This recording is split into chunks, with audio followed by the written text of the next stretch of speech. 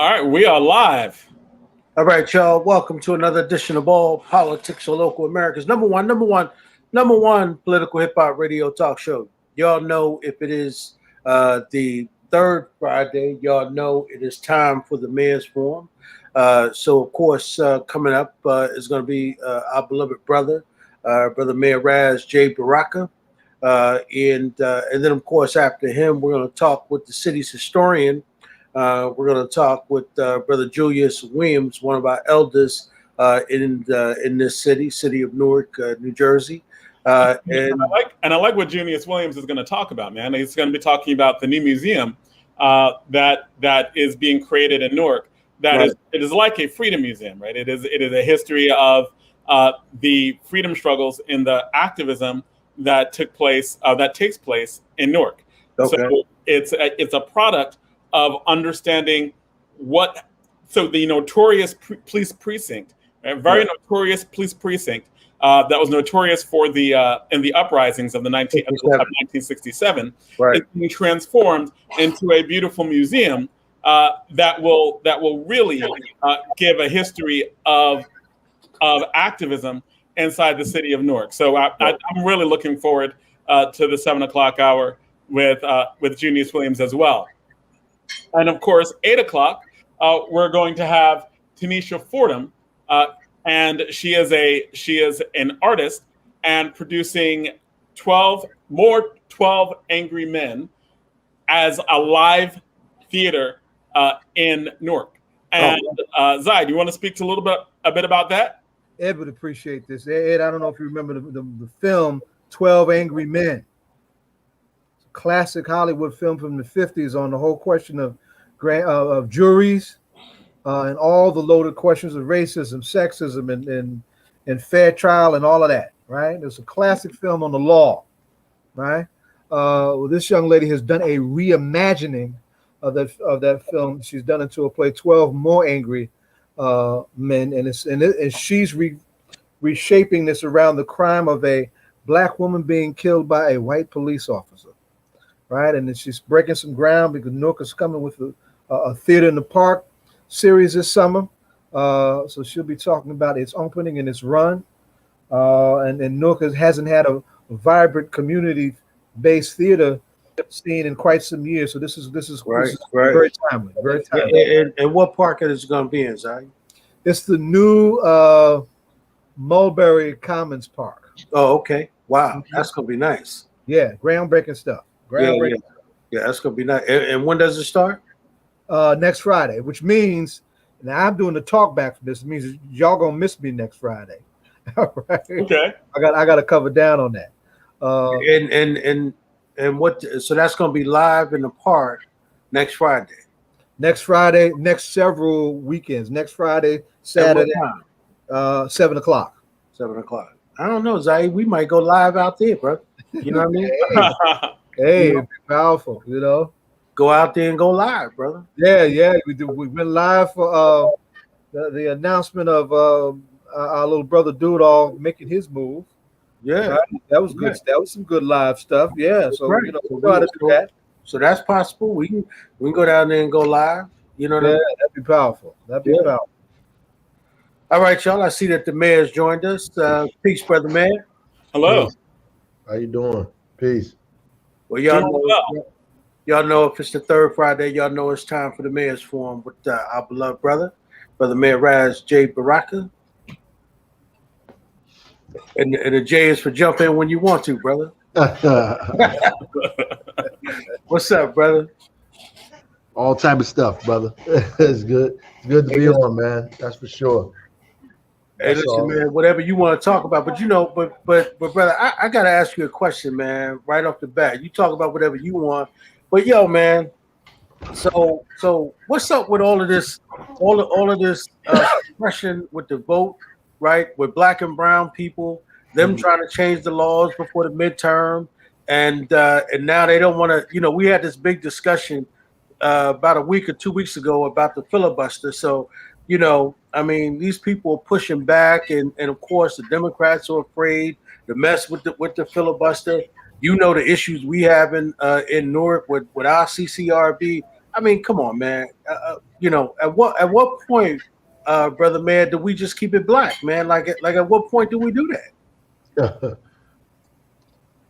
At the end of the day, we shouldn't be surprised that this stuff is happening. So, I mean, there's always a backlash after every period. I mean, these people are going to use the system as much as they can to push back against the things that the little small things you gain. They push back against those. Is push a rock up the hill, they push it back down on your head, right?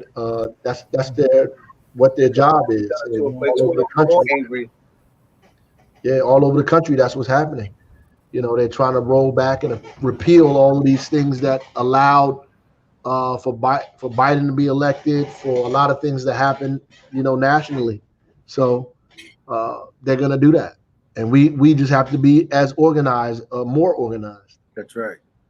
Right. That's the key, right? It's about us beginning to get organized locally and really trying to push back on this in a very real way. Because at this particular point, I think what I'm hearing, is and you tell me what you hear, man. I'm hearing that some of these cats are saying that their real goal is why they're changing all of these voting laws all over the country is that they want to make sure that no Democrat ever wins the White House again, not legally, right? They want to try, because remember, the thing that Donald Trump wanted in Georgia, and we were talking about this on the show, I think last week or the week before, and we were talking about, remember, Donald Trump knew exactly how many black folks he needed to knock off the rolls in Georgia to win. Remember that? Yeah, so I don't really know if it's completely just about them not wanting Democrats to be in office. I think is, more about the kind of impact that African Americans, Latinos, working class people have on these national elections. Really trying to make sure that impact isn't felt, which is why we have a Senate in the first place to kind of check the popular vote of what happens in the Congress, that's proportionate based on representation. And the Senate is like 2 for every state, trying to equalize that. And it's usually like the British, the House of Lords versus the House of Commons, right? So, I think that their idea is to make sure that people don't have a real impact on these elections, particularly black and brown people, because at the end of the day, African Americans have a real serious impact on these national elections, and they're really trying to curtail that.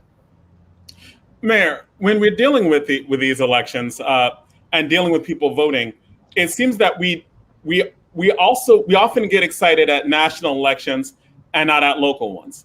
What can we do on a local level to train people and be a model for getting people or inspiring people to vote in every election and in the highest percentage possible? Like, what are the things that could be put in place so that it's normal to get 70, 80% of people coming out to vote in every election? The superstructure is not designed to inform people about local elections, right? Even if you do it, we register people to vote every year. You register more and more people to vote. We should make registration compulsory, right? So when people turn 18, they automatically register to vote. So you don't have to register people to vote. They just register, just like you go get a license in school, you can get your voter registration the same kind of way. That should happen automatically. And then, and there are a lot of forces that are against that, obviously. And then we have to, let people know when the elections are happening. Every media outlet covers national elections. It's everywhere. Everybody's pushing and talking about it on every radio, every TV show, the pastors, everybody. That is not the same for local elections. It's not the same way. And a lot of it is more personal. So the politics are more, of individuals are more involved in the local election than it is in the national election. So people get in the way of it. So we have to make sure that people know about these elections, right? And then people who, I hear this argument, like when the guy made an argument that, a lot of people don't vote, and they take umbrage with that. and that's true. You should. More people should vote. But then you have to make some self-criticism that if only a small number of people are voting, then it only takes a small number of people to beat them. And if you're not organized enough to do that, then you have to have some self-criticism, right? Because we were in that position for a very long time until we figured out what we needed to do in order to start winning. And so you have to consider that and figure out what it is that you're not doing, as opposed to what somebody else is doing. It's interesting because it seems like what you're saying right now is really saying that people who are in opposition can be part of a solution of getting more people involved. It seems like what you're saying is that if you are established, then for many established politicians, it is in their interest to not have people organize as much. But it seems like the message you're saying is, if you want to run, if you want to organize, then you are obligated to get more people to the polls. Don't just talk about it, but organize. Get people registered. Yep, that's exactly right. Start focus on winning and not so much on the winner. But can you break that down? Can you break that down just a little bit more? Because I think people who lose it focus on the people who winning, and the people who winning focus on how they win. And so there's a way to win, and you focus on how to get that done. And we spend a lot of time focusing on the people who actually won, and we think, by focusing on them, that it'll lift us up, and that's not necessarily true. So, and you have to now focus on what you need to do to win. What is your message? How are you connecting to voters? How many votes do you need? How do you go get them? Where do you find them? How do you get them to the polls? All of this scientific based. It's not like, based on just mumbo jumbo. It's a serious stuff that you have to figure out how to do. And because you can't do it, you spend more time even focusing on the people who can. Wow. So really, and I think that message is great because election year is coming up, and what you are really saying is that instead of hating, you will end up doing much better both politically, and you will do much better for the community as a whole if you just organize people to get out and vote. If you did the actual scientific hard work of getting out, selling your message to people, committing them to work for you, getting more people out, that makes everyone stronger and everything better. And if you think you've discovered fire, then share it, right? So at the end of the day, if you have the answer, then you should be talking to people about that, right? And how do you get them, to go forward? So we come up with all kinds of excuses. The people are not smart. They're duped. This thing, that thing. The machine is too powerful. So forth and so on. Not enough people are voting. Listen, you have to get out there. Either you're gonna win or you're not, right? And you have to play to win. Not play to, and if you're not playing to win, you just have to know that. Maybe you plan to put your message out or just be disruptive or whatever it is. But if you're trying to win, then there's a way to win. And that's absolutely true. Because John, I remember when Amiri came to visit us before he went home to be with the Lord. And I remember, when he was telling us about the 27 states and and us being organized in those 27 states to win those local offices. And when he would say, if you took a look at New Jersey and you took a look at Newark, you took a look at East Orange, Patterson, right, wherever Black people populate in those states, and that if we would organize and focus on that, and then when he talked about, when he was saying the reason why he thought all politics was important, the show, because he was talking about that political education, right? Teaching our people about politics and then teaching them about why, getting in positions to win elections and being able to control not only the mayor's office, but the police department, the school board, all of those things that make a real difference in the lives of Black people locally. And so it is really about that organization. The problem is that I'm not really sure if we have done, and I'm saying we, meaning this current generation, has done the kind of work that could get all of us committed to being organized. Because it sort of feels, man, like to me, you got everybody doing their own thing. I know we're talking about trying to do that, but even in my conversations now, it just seems like when I'm talking to some of these people around the country, everybody, are talking about having a group, but they're talking about groups with no leaders, right? Like Black Lives Matter, right? So you're not really talking to one person, and it's almost like everybody want to do their own things. Because remember, back then there were a lot of different organizations, but those organizations had heads of those organizations that you could talk to. Yeah, I think everything needs an organized structure in one form or the other. I'm not with anarchy. There's some people believe in that, right? So I mean that's something I subscribe to. So I think that everybody there needs to be some accountability. There needs to be leadership. There needs to be people who've been in organizations knowing. And the problem is a lot of people haven't been in serious organizations, so they don't know chain of command. They don't know discipline. They don't know how to discipline themselves or how to be a part of protocol or how to deal with these kind of things, right? And you can see that because they're out here just doing whatever, and they don't have to answer to anybody. Or have a set of principles that they're organized around, and that's important. Right? What do you mean by that? Can you elaborate more on that discipline, that chain of command, and that you said principles that they're organized around? And you're saying that this is like a science of actually having effective organizations. Can you expound on that? Well, yeah, I mean, at the end of the day, like organizations that we know historically that have had leadership. They organize under certain principles and belief systems that we have. There's protocols that they follow. There's a chain of command that's associated with it. There's discipline to the rules and the procedures and laws of the organization, and discipline in terms of how you respond to other organizations and other people. There's protocols that you follow, and you learn these when you're in an organized structure, and because you submit yourself to this structure, you follow that. You follow that structure. And if you believe honestly that we are in a war or in a battle, then you have to believe that you should be in some kind of organized structure to fight in this battle, or else you're just going to get yourself hurt and everybody else around you hurt politically, ideologically, physically. And history has proven that to us. And we're in a very volatile moment. All of the things that are happening around the country. And they're happening in the world, right?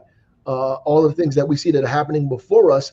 I mean, we haven't seen a head of state assassinated since the 60s, right? Or since, that time period. People were attacked, but actually killed, So, we're in a different time period, and people need discipline now, probably more than we ever did. I was going to ask, can you give us some of the, like every time that you're on the show, you give us some great historical examples. You give us things that you have read and you share. Can you share either historical examples or things that informed you, reading that informed you about what you just said, about organizing, about having discipline and organization inside of the organizations that you want to make change with? Well, I mean, if you look at just the origins of any of these organizations, before Stokely Carmichael, Kwame Ture passed, he used to say, organize, organize, organize. I've heard him 1,000 times in different speeches. Say, if you're not in an organization, then you need to build an organization, right? Right. The need to be in a systemic. We fight in a system, so you have to build a system to fight the system that you're in, right? And you have to organize yourself to be a part of something that moves in one direction against something that's moving in an equal and opposite direction, right? And so there are a bunch of organizations you should study, whether they're revolutionary organizations from around the world or whether they're organizations here locally. You can, whether it's the United Brothers or CFUN or UNIA or All African People's Revolutionary Party or the Black Panther Party or the Nation of Islam or any of these organizations that existed and some still exist. I mean, to look at how they were structured, how they were organized, is instructive for a lot of people. And for all of us, it should be. And books from, that I brought up here before, Black Power, by Stokely and Charles Hamilton, or The Blueprint for Black Power, right, by Amos Wilson, or books like that I think give you a history of organizations in this country and how to get those things organized, you know. So it seems like what you're saying, what you've been showing us, is that there's a blueprint. There are playbooks. There are a series of playbooks from history that we can utilize in order to organize in the way that would be effective. Are those works that helped you organize when you were organizing to be effective? You always talk about going from losing to winning. Is that part of it? Yeah, of course. I mean, obviously, books that you've read, experiences that you had, stories that have been told to you. You know, when you see the urgency of the matter, you believe the need to be more disciplined. The closer you are to it, you understand that you need to be disciplined in order to get it done. Meaning there's certain things that you have to refrain from and certain things that you need to do, like people you need to be around and actions and steps that you need to take, even if you don't want to, right? So, and that's what, you know, discipline is about. And it's important if you're out here organizing to have that level of discipline, right? Because if you don't, then you wind up being self-destructive and hurting the people who can help you. But that's absolutely right. I think that's why, you know, Jonathan, one of the things is that, you know, when you talk to a lot of the young people today and you ask them, have they studied any of the organizations that were organized before them, at least some of the conversations I'm having, and most of them have said no. But you know, that concept of organization to them is that they all want to be the leader. And their argument for at least some of their arguments that they given me, man, right, and some of the conversations I'm having, you know, what they said was, oh, you know, the reason why we're using that concept is because, you know, nobody can knock off one leader, you know. So, you know, if you say you're the leader, then, you know, you can be taken out. But if we all the leaders, nobody knows who to go after. But my argument to that is that, well, do y'all have one unified message? Because, you know, it doesn't sound like y'all have a unified message to me.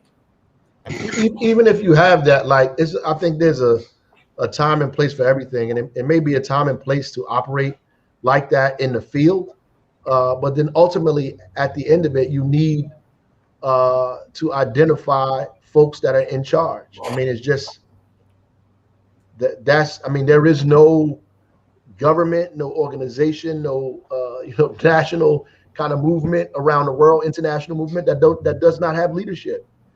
And if you're worried about people knocking off your leadership, then you need to be more disciplined and begin to create ways to protect your leadership, right?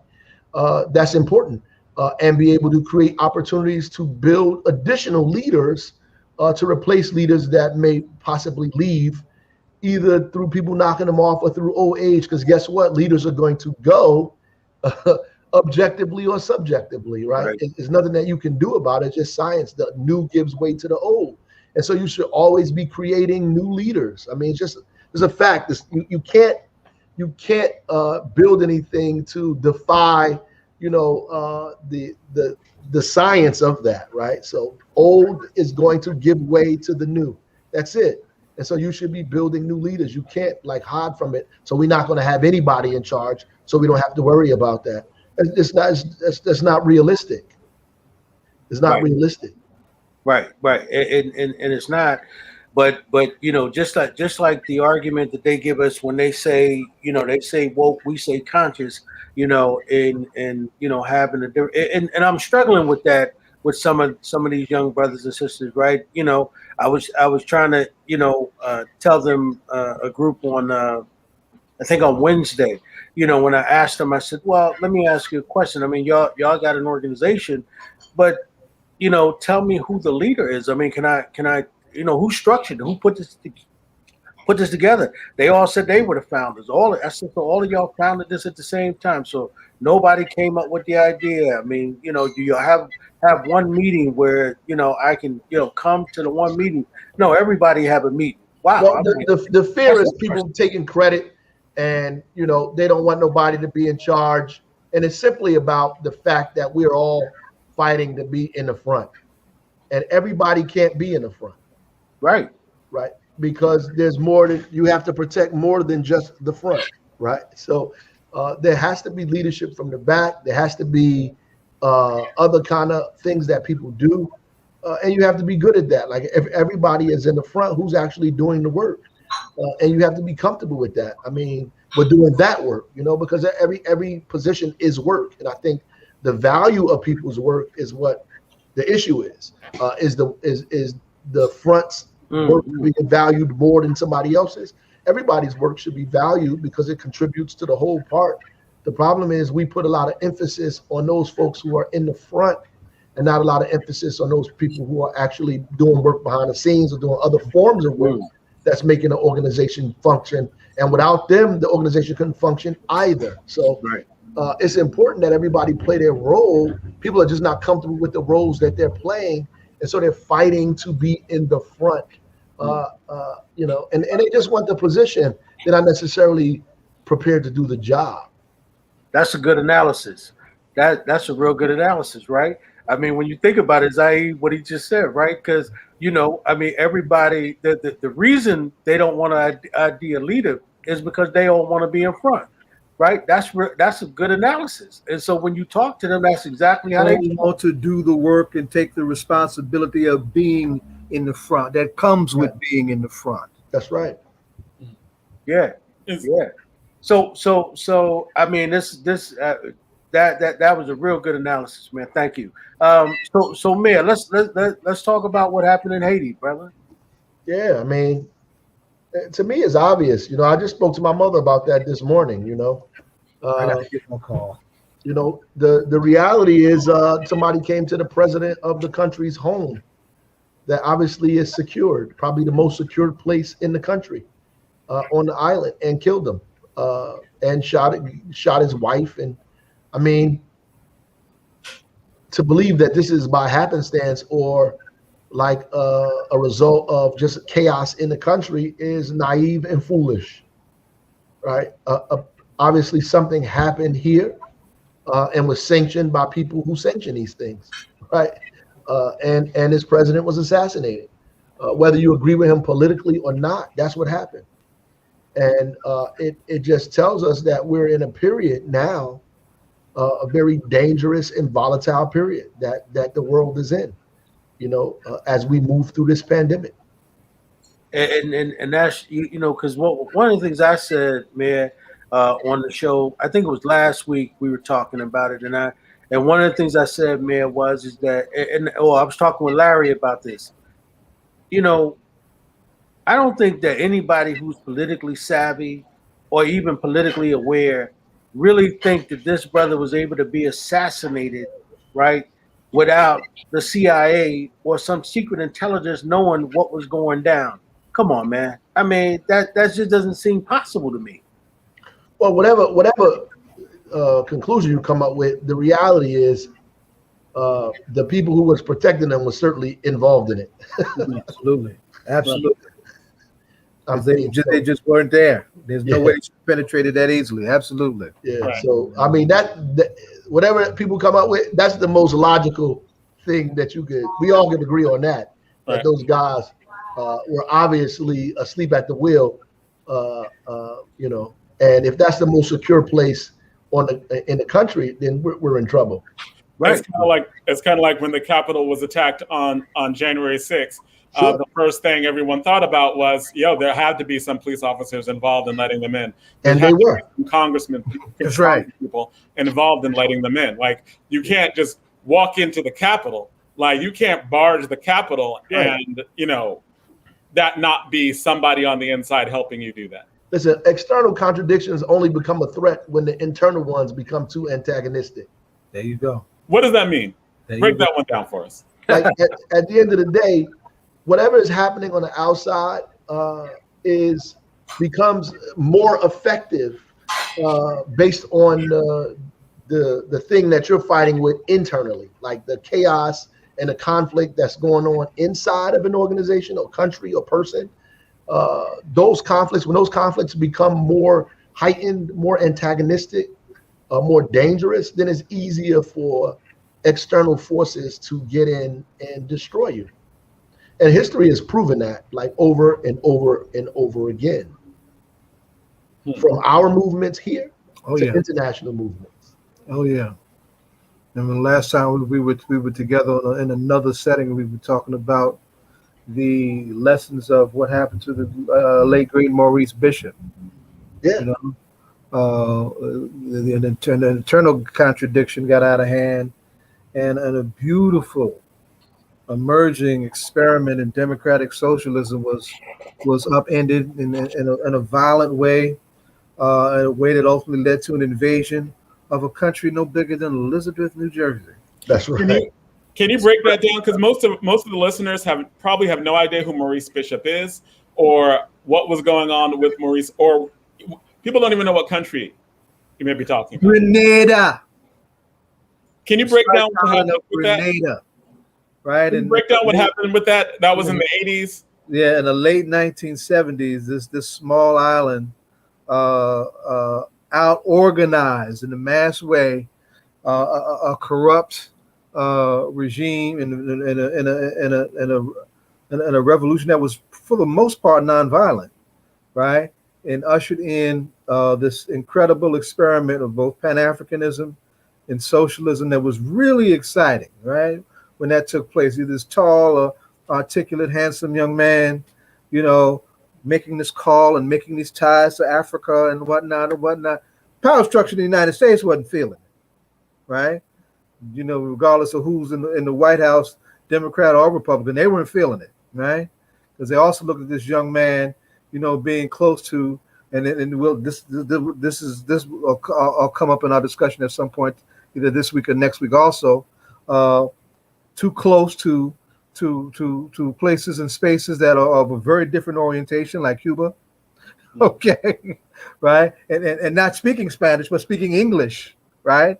And can speak English to the field Negroes in the United States in a language that we all understand, you see?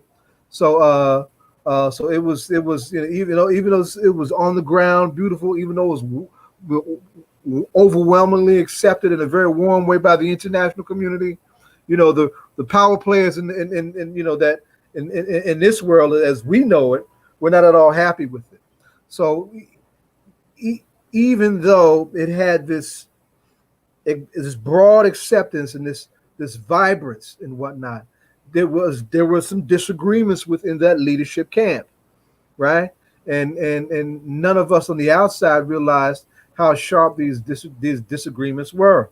And so the other side, of course, I mean, the overseers of this order here understood it, and they kind of festered and let those disagreements, you know, play out in the open.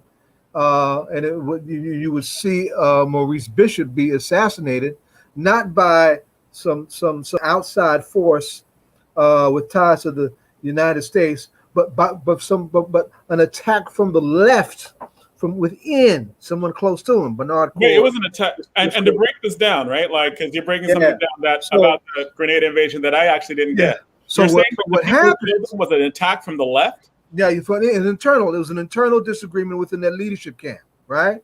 Led by a guy named Bernard Cord, who was, you know, like, you know, in the upper echelons of that leadership.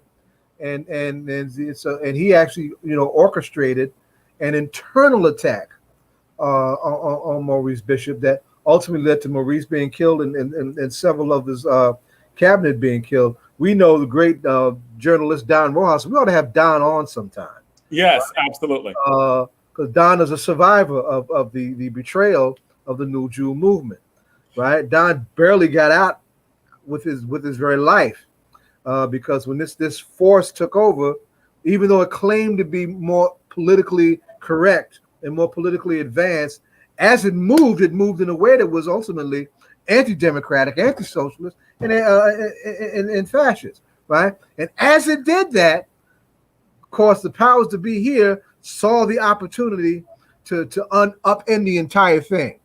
Because that was 1983. That was the 1983, and this is Ronald Reagan using Grenada, this little small island, There ain't no threat to nobody if it ain't no bigger than Elizabeth, New Jersey, right? The excuse was that the excuse was that medical students were being threatened and they had to invade, and they actually invaded with Navy SEALs in 1983 because they said medical students were being threatened. Can you break that down? That was all caca, right? The real move that they wanted to make, they wanted to break what they called the Vietnam syndrome, right? The great mighty empire that was the United States felt psychologically disgraced from having to leave the Vietnam War without having won it, right? And then it was this aura of the need to stay disinvolved militarily anywhere else in the world unless you can go in and win, right? So to break this edginess within foreign policy circles, Ronald Reagan decided, well, let's knock this thing off.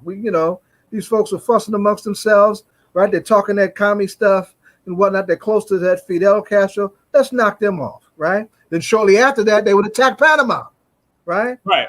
Within the sphere of influence that the United States wants to, monopolize based on this country's Monroe Doctrine and imperialist domination, right?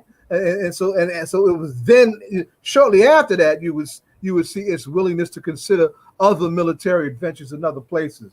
But it was a lot involved in that. But the point is that for all of its well-being, all of its potential, all of its vibrance, an internal contradiction led to something tragic that, in hindsight shouldn't have happened. And it's one of those divide and conquers that is probably why the mayor talked about the importance of discipline and what discipline meant inside of and being principled. Honoring principles. Yes. And Mayor, would that be an accurate depiction of, like, when you talked about what happened in Grenada and what happened and what possibly has happened in Haiti, the importance of having principles and discipline within organizations, because the lack of discipline is what will undermine everything in the movement? Yeah, I mean, because there's always going to be contradictions and differences, whether they're personal ones or political ones. There are always going to be contradictions and differences, and there's a correct way of handling contradictions. That's actually a good piece that Mao wrote a long time ago. Yes, how about that? The correct way of handling contradictions amongst the people. At the end of the day, you're going to be differences, but there's a proper way to deal with that. You have to have discipline in order to do that, so people don't exploit your differences, right? It goes into unity and struggle as well. So at the end of the day, that's what discipline is, like, to hold true to the doctrine and those people who believe in it, and holding the line, and even things that you may want to do or think should be done, you have to discipline yourself to not do it, or not do it at that time, to follow the rules and procedures of the organization, right? It takes discipline to follow rules and procedures that were put together for the benefit of the organization as a whole. It takes discipline to wait. It takes discipline to wait. and see, the problem with people don't want order because they're upset at disorder. Right. The order that we have is incorrect. So they're opposed to all order because this order is not right. Right. And so we just have to be careful when we're talking about things, when we say we want to get rid of things that if we were in charge with our principles and order that we would want in place or need in place. Right. And so it's important to understand that. Right. So the problem is the problem is not the institutions. The problem is the system. Yes. Right. So the institutions are designed to promulgate the system, and that's it. And so every institution is flawed in this system. And when people understand that, then they begin to approach it differently and understand that it's protracted and it takes a lot of energy and time to change things. That smaller change cause a series of smaller changes can cause a larger change. and we have to be disciplined enough to understand that and follow that, and take the baton that's given to you and run your race. But don't invent a whole new baton after people have been running, trying to give you the baton, and you let it drop because you just don't want to be a part of anything. Right. You can't do that. Like, you have to give honor and respect to those folks who ran their race. That's right. That's right. Even if you don't like where they ended up, right? They did what they were supposed to do. You have to take it to the next level. You're saying, oh, we don't like the level that we're at now because they didn't do anything. Now, that's a very myopic viewpoint when you argue with people. Oh, nothing, nobody's done anything. And so nobody's done anything except me, right? But the runaway slaves that were in the nation's capital, along with Frederick Douglass, when the Emancipation Proclamation was being signed, feel like that's a long way from 1555. Yes, sir. You know what I'm saying? Yes, sir. To them, yes, sir. That's a great and wonderful day. That's right. You know, to you, it doesn't mean much because you don't have their perspective, and it doesn't serve you to talk about why they're celebrating. That what you should be doing is taking where they left off and running your part of it. Wow. So really, what that sounded like was a critique of people who say we went from slavery to Jim Crow to the prison industrial complex, and nothing has changed, and nothing that you do will change. Well, I just had a debate with a cat who was telling me that nobody did anything, and I said, you mean nobody, like Marcus Garvey did nothing, and Malcolm X did nothing, Huey Newton, Bobby Seale, Fred Douglass, I mean Ida Wells, Harriet Tubman. I mean, these people did nothing. Which is an incorrect analysis, right? And you're being polite. Yeah, and at the end of the day, it confuses people. You don't. If you believe like the only person that's doing anything is you, then now you border on narcissism. And at the end of the day, like, all of these people were brilliant people working in with the resources that they have. Garvey had 1 million people in his organization. How many people are yours? 1 million people. Yeah, 100 years ago. No cell phones, no internet, no computers, hardly no television. None of 1 million. Make it plain. Yeah, that's organizing. Like, come on. And he captured the imagination of those people at the time, trying to build and create things. Man, that's what he did. He had a newspaper, a shipping line company, all kind of stuff. He had to be stopped. Right. So, whether you agree with his ideological standpoint or not, he built a real organization, a serious one that worked towards the efforts and freedom and independence of our community. It's just real. Like, whether you agree with his philosophy, one God, one aim, one destiny, or whether you something else, you have to give respect to that. And the organizations that directly sprang from that as well, that some of whom are 100% still in existence today. 100%. You just have to. And if you don't, then you are shortchanging yourself, and you don't have a real grip on history and analysis, and you're going to make some mistakes that you probably didn't have to make. Absolutely. Do you think that that's the reason why that conclusion was had by that person and by many people who think that is because they don't understand what a goal is, or don't understand what goals of organizations are? Like, no, I think people are suffering, right? And they don't understand why. Things are not perfect, and things are still going wrong. And we have a lot of issues that we still have to address and redress in this country. And because they don't understand it based on their perspective, and they don't have a historical analysis and understanding, and they don't know that the struggle is protracted and all kinds of other, they have not studied properly, or their theory isn't sharp enough. They have a very myopic view from where they see the world. People see the world based on their own perspective. And if they don't have other things, if you're too far away, you need a telescope, right? You need a magnifying glass to see things small. So you need tools to help you expand your vision. And studying and analysis helps you expand it and see, so you can understand where you are, where you came from, and where you're going. And then understand your relationship to that, right? And because people don't understand their relationship to that and they get frustrated, they come up with stuff. And some people are just straight up and down subjectively agents and are trying to be disruptive. Right. But you know, then there's other folks who just don't have an understanding of this thing, and they just saying stuff because they don't have a real understanding. And you get excited when you read, like when your eyes first open and you read a couple of books and you know a couple of things, you get excited, right? And sometimes you read something and you don't get the full understanding of it. You don't have a full understanding. Hell, there's books that I've read 10, 15 years ago that I'm still beginning to understand today. Mm. You know what I'm saying? And I had to read it. You have to read them multiple times, right? Because your understanding as an 18-year-old is not the understanding you'll get as a 23-year-old, at least not most of us. And it's not the understanding that you'll get as a 45-year-old person who've experienced things, and now the things that you've read have a different meaning to you.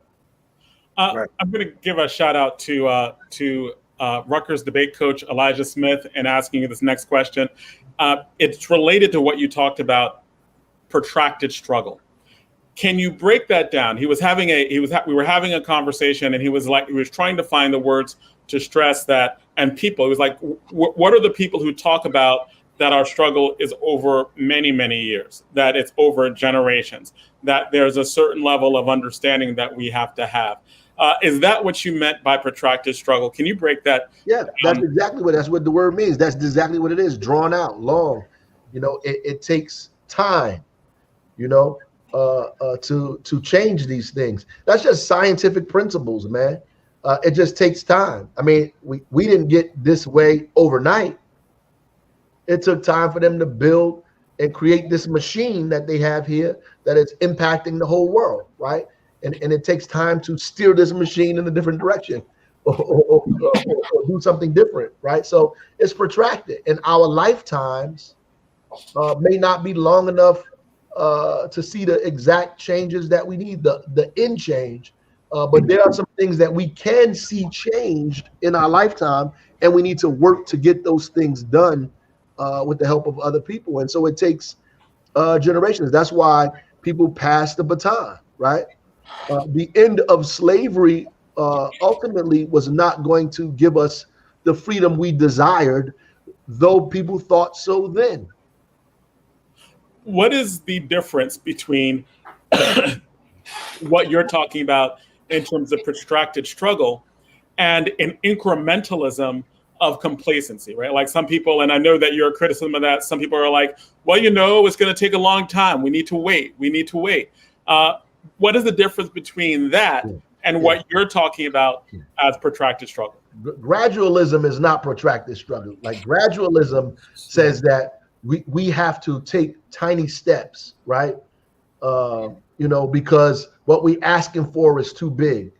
But Paul Robeson said the power of our demand is that what we asking for is right. So you try to get as much as you can in the time that you can, right? You try to get it with the understanding that you may not get everything that you ask for or fight for or demand, and that somebody after you may have to do that, but you do as much as you can to get as much as you can, right? At that, and prepare other people to carry the struggle on, right? That's like the same person I was debating with saying, you know, that they don't like to go and fight for legislative things because it's like begging. He used begging the white man for things. Well, I don't see it that way. You know, I see it like the things that we're not begging for anything. We're demanding. And Paul said the power of our demands, not requests. The power of our demands that power concedes nothing without demands, right? Never has, never will. That phrase means that you have to go to power and demand something, not beg, demand. You go to power, that and it concedes the idea that power exists and that we don't have it, and so you have to demand things from power until you get it. Right, and unapologetically too. And by the way, for those in our audience who may not know that, the great Paul Robeson was a Rutgers alum. Was one of the first Afro-Americans to graduate from Rutgers, top of his class, star athlete, star scholar, and whatnot, and went on to become one of our greatest freedom fighters. And even right on, Zaid, and even in that demand, Brother Mayor, is organization to it, right? People have got to do it in an organized way. Absolutely. Right? Yeah. Not be all over the place with your demand, right? And you know, people get confused. Like, what the hell are you demanding? You demanding this, she demanding that, and you know, I'm confused. I mean, you've got to have some sort of process by which you make those demands. That's right. You know, but also when you demand something, you have to have the ability to respond if the demands are not met. Right. Like you know, when Dr. King was talking, you know, back in the day with, you know, organizing the marches, you know, for the Poor People Campaign and those things, you know, and the issue really is, I think for us is that, you know, we've got to have this, what was talked about in the 60s, right? We kind of got to get to this cultural revolution. We want to have everything else, but we don't really want to study our culture, and we don't really want to study those people who came before us and learn from them. And the problem is that there are really not that many of them still around today, right? So it really is going to it is really going to weigh on us, right? Who are now the 50-year-olds. It's going to weigh on us to really begin to try and figure out how do we organize these young brothers and sisters to at least get them to the point where they're willing to understand that you have to study who and what came before us, right? Because you don't have all the answers. I wish I was a 50-year-old. I'm just saying the 50-year-old. I had to throw that on the field. But isn't it also true that that we always have to have a great deal of humility when dealing with younger people who are activists as well, because they are doing some stuff that is pretty impressive, and that you don't want to come off also as condescending, right? Like, as in, we know everything and you have to learn from us. What is that balance? Well, there's a natural tension between old and new. So you don't want to, like, you're not trying to avoid the tension, but you have to, like you said, be respectful of the fact that you was there at one point in your life, and that you didn't discover all of this stuff without going through some specific things yourself, right? And reading and understanding a few things. And so if you understand that, you respect the development process. And also understanding that even when you was their age, you had some great ideas of your own. And they may come up with something that would be incredible, right? King was a young man. Huey and Bobby were young men. Young Bobby Hutton was young. All these people were young people out here struggling for these things and trying to figure out, the world. And some of these people were doing it on their own. This generation is probably like the first generation that can benefit from all the other generations combined, because the information is that readily available. Yes. It wasn't as readily available to many people right then. Right. They had to have access to libraries, to bookstores, to right. all these things. You're talking about people in rural communities and other parts of the country who've never had any of this information, right. any of it, right? And I was talking to students in a book a thing, and we were talking about the autobiography of Malcolm X, and they were trying to figure out why Malcolm was so enthralled by Elijah Muhammad. I was, saying the information was not readily available to people as it is to you. So somebody that comes to them with a doctrine that says the black man is God is a really, really kind of foreign thing, right? And miraculous and huge, particularly in that time period, right? People had to go and find an organization that was right on the heels of what his family came from with Garvey. That's right. That's right. So, I mean, and I'm telling the kids, you got to understand that, look, you can read about this stuff. You can Google it. You can go right online and get a summation of all of this stuff really quickly. Wikipedia, Thispedia, you can do all of that without even having to go to a library or go to a bookstore. You can get all this information in the privacy of your own home, right? At least bits and pieces of it, right? Which is a lot different than what other people had to do. And you need to take advantage of it. Like, it's a benefit for you. Zay, one of the things I just want to add is that, man, and I hear you, John, right? We don't want to be condescending to young people and all of that, but y'all all got to admit to this, right? When we were coming up, 20s and 30s and the 90s and so forth, and then the 2000s, at least I know I wasn't. I was not disrespectful to those brothers and sisters who came before us. I remember I appreciated talking to Wyatt T. Walker, about his leadership, in the NAACP. I appreciated when Amiri would come out in the rallies and be amongst us. And even, man, even hearing Mitty say, a couple of shows ago, when he said that, if he was alive, he would be right out here with us, right? And we're talking about somebody in his 80s. So I think we would be there, Jonathan. The question is will some of them young people that we're talking to be there? I think that's the difference, right? And so we have an appreciation for the culture. We have an appreciation for the history. And man, I say this to you all the time. I know it's, I say, well, I don't see young people having the kind of rallies or meetings that we had, when you all were in college, how y'all would bounce up in churches on the weekend, soldier, and having, these political conversations or these conversations about revolution or what was going on. I just don't see that. And when I talk to young people, it just seemed like, even though they have all of that information and they have a computer in their hand, they're just not using it. Well, what they're up against is a little more formidable as well.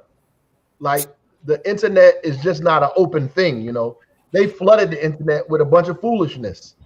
And this fight, again, like we back when we were fighting for Black studies, this fight against critical race theory and people not allowing you to study and discuss all of these things at the university.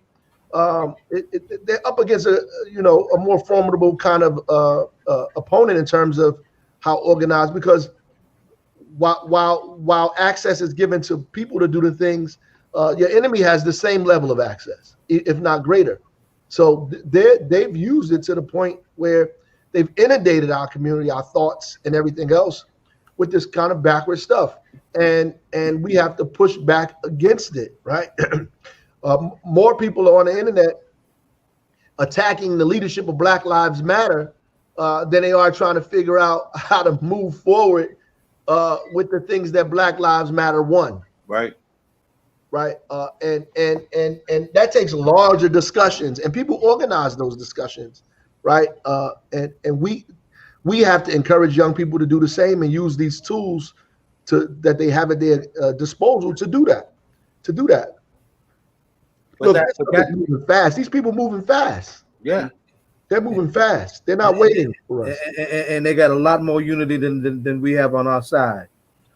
But even with all that, just in 2020, we had that young people pushed the largest movements since the 60s. So just in terms of them I think they're doing I think they are organizing. I think they're organizing all over the country. So there's a difference between mobilizing and organizing, brother. There you go. Okay, break it down. Right? So, I mean, we can mobilize. You can mobilize people for a party, right? So you mobilize people based on their emotions at the time. You mobilize them based on the events that's taking place. Organization outlasts events, right? So you mobilize people to go to things, to do stuff, and have all these things. The organization is what gets you the outcome that you desire. Right. Right.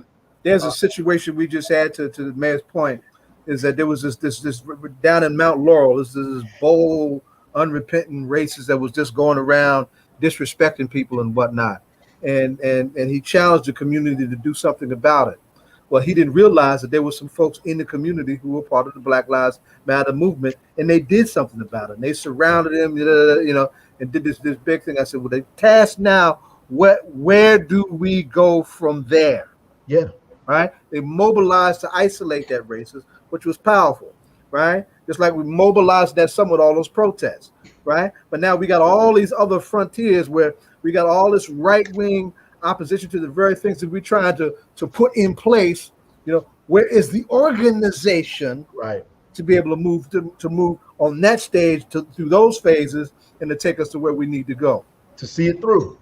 In other words, it kind of like the conversation at the very beginning in terms of voting rights. And I said, how do we get people to vote in every single election? How do we look at people actually doing things to effectuate actual concrete change? How do we organize for that? And that's the difference in what you're talking about. Like coming out for an event is one thing, but ultimately becomes counterproductive if it's not put as like something that can do something for our long-term interest. Am I getting that right? Yeah, mobilization is emotional, right? Organization takes discipline. Right. It's different things. Like, and we can mobilize we can have a huge rally, but the rally is going to stop. What continues? What organization? What levers do you have to keep pushing for the things that you want? The March on Washington was a mobilization effort. That's right. Student Nonviolent Coordinated Committees, SCLC, NAACP, Urban League, all these organizations that Revolutionary Action Movement, all these organizations were people that got together to further those demands to see it through, right? The problem is that they put the organizations against one another and destroy the organization. So you destroy the organization, you can mobilize people, but the mobilization doesn't result in much in the long term, right? And so that's why they target organizations to destroy the organization, right? Because the organization is what's going to be disciplined enough to keep the struggle going or further the protraction of the struggle. Because, we could get together, but we ain't getting together every day. Right. Yeah, that ain't gonna happen, right? And so they just wait us out. Right. Hey, listen, man, y'all know it's 7:00. We don't want to be holding Mayor disrespectful. Hey, Mayor, before you go though, talk about the August 7th men's meeting you got. Yeah. August 7th is the breakfast we had, and it's our first breakfast back in person. That's been a minute. Yeah. The one we had before the pandemic, we had over 2,000 people there. We want to do the same thing and get people started again out here, and make some demands. And that's a mobilization effort, right? And in there, we tell people to be a part of an organization. Build one, join one, be a part of one. You have to be organized, right?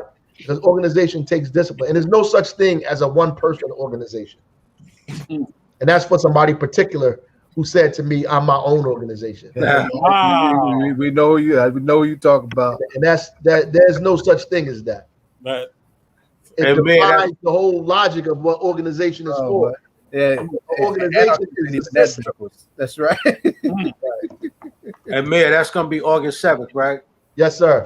And we're doing that at the Robert Treat Hotel. That's at 8 a.m., right? Not 9.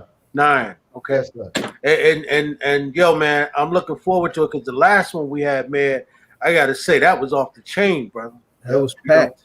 I mean, to have seen that many brothers I mean, if we kept going, man, I think that by now, brother, we probably would have had 5, if not 6,000 brothers committed. And that's the objective. Then we get all of the information, we get them in organizations, we get people a part of something. So when we want to organize a real rally for something, invest in their community. That's right. You get thousands of people there, not hundreds. Well, hey, listen, I'm looking forward to August 7th, man, at 9 a.m. That happens to be Matulu's birthday, too. I'm looking for, huh? That's Matulu's birthday. Okay. Well, looking forward to it. Hey, man, we just want to say thank you. I see that brother Julius is joining us. So want to say thank you. Mayor, if you want, hey, Julius, you can say what's up to the mayor if you want. Yeah. How you doing, brother? Yeah, how you doing, Junius? I'm doing good. I'm always good to hear you and see you. Yes, sir. And Salim about to get back to you about that meeting request too, brother. All right. All right. Y'all take it in. Thank you so much. Because again, you're always teaching, man. The mayor is always teaching. All right, so you want to do the introduction? Welcome, my brother. How do I introduce this man? Oh my goodness, because there's so many places where we can get on with this. The background is this: last week was the 50th anniversary of the epic Newark rebellion, right? Rebellion that in itself triggered the inspiration of some 100 rebellions, but more important than that, it triggered the explosion of what that generation would call Black Power. And then Newark would become the epicenter of what Black Power would look like for so many people in the country and even so many in the world. Our guest who we're bringing on was very much a part of that, and then he can break down the particular chapter of that episodic moment in our history that is particular to how he owns that moment. But more than that, over the years, Junius Williams has been an important resource as an important lawyer, right? And in his recent years as a scholar, quiet as it's kept, he's a brilliant performer, right? Straight out of Virginia, he got to Newark by way of Virginia. He's a bad mouth harpist, right? Because he's definitely a blues man on top of that.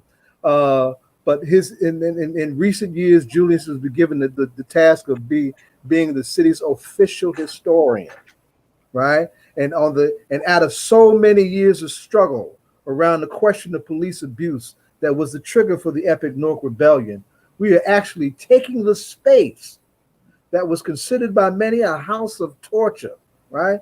I'm talking about that first precinct where the rebellion jumped off, where they thought that Tom Smith was brought in and killed, right? Because other folks, according to the folklore, sometimes would go in and wouldn't come out. Or if they came out a whole lot worse than when they went in, right? That place is being transformed into what is going to be known as the Newark Community Museum. And it is also going to house, and this is what defunding the police looks like, right? By way of Newark, the Office of Violence Prevention and a number of those programming arms that make up what the Office of Violence Prevention is already beginning to look like in this town. So we're going, and so he has played an important role in the shaping of the emergence of what that content is going to be, what the makeup of that museum is going to be, and the kind of difference that we all expect it to make. So it is in that capacity that I am proud to introduce Attorney Junius Williams, our city historian. How are you, sir? I'm doing good. Thank you for that spectacular introduction. Well, you know I like to lay it on. I know you can. I was listening to you because I remember back in the day. They knew I could have introduced you the same way. Thank you, sir. I appreciate that. Only Zaid give those illustrious introductions on All Politics Are Local. That's right. Why we like them to do them. That's right. We're like, Zaid, we need a proper introduction.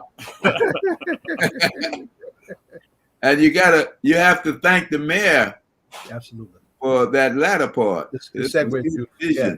The segue is beautiful. That police station into a community museum. It was his vision to take 5% of the police budget to fund the museum and to fund the group of people who are working very hard against violence, to create a culture of nonviolence. So all of that part, he invited me into this program, and I was very happy to. He asked me for 6 months, and I gave him 7.5. I'm glad that it's at this stage. It's got momentum going. We're looking for a director, and that's where it is. So what is this project? What is it called? What is its purpose inside of the city of Newark? Well, it's called the Newark Community Museum. To begin with, it was also called the Violence Prevention Center. But let's focus on the museum for a minute.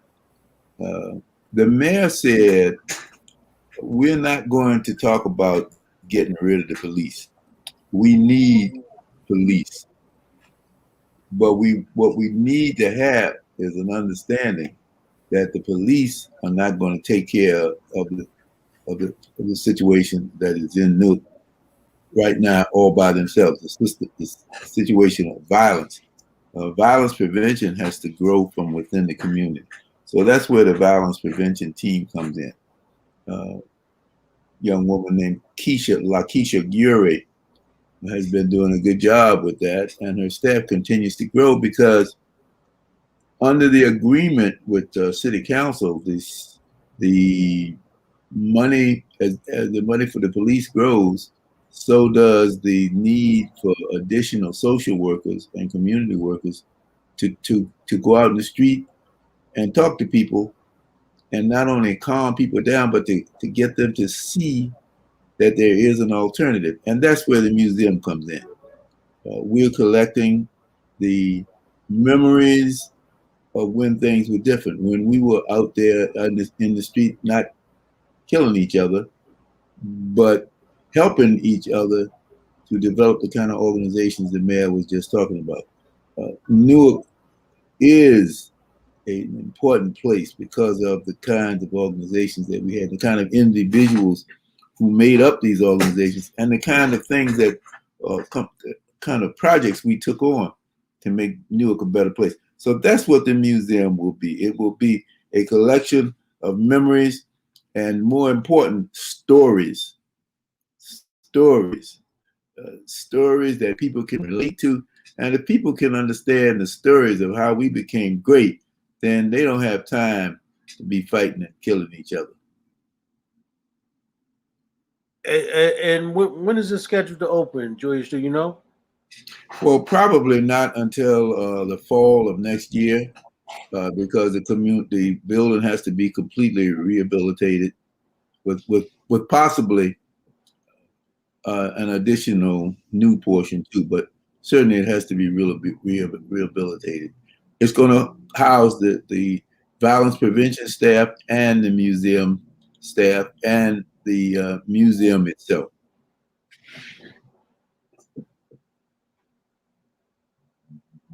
John, you melted. You're muted. I always end up doing that. Can we get into some of the early stories? Like where does this museum start? Where does it? What is this? Some of the earliest stories. The story that I told, because this is the season of the Newark Rebellion, because of the Newark Rebellion that started on the 12th of July in 1967. We have developed a series called Our City, Our Stories.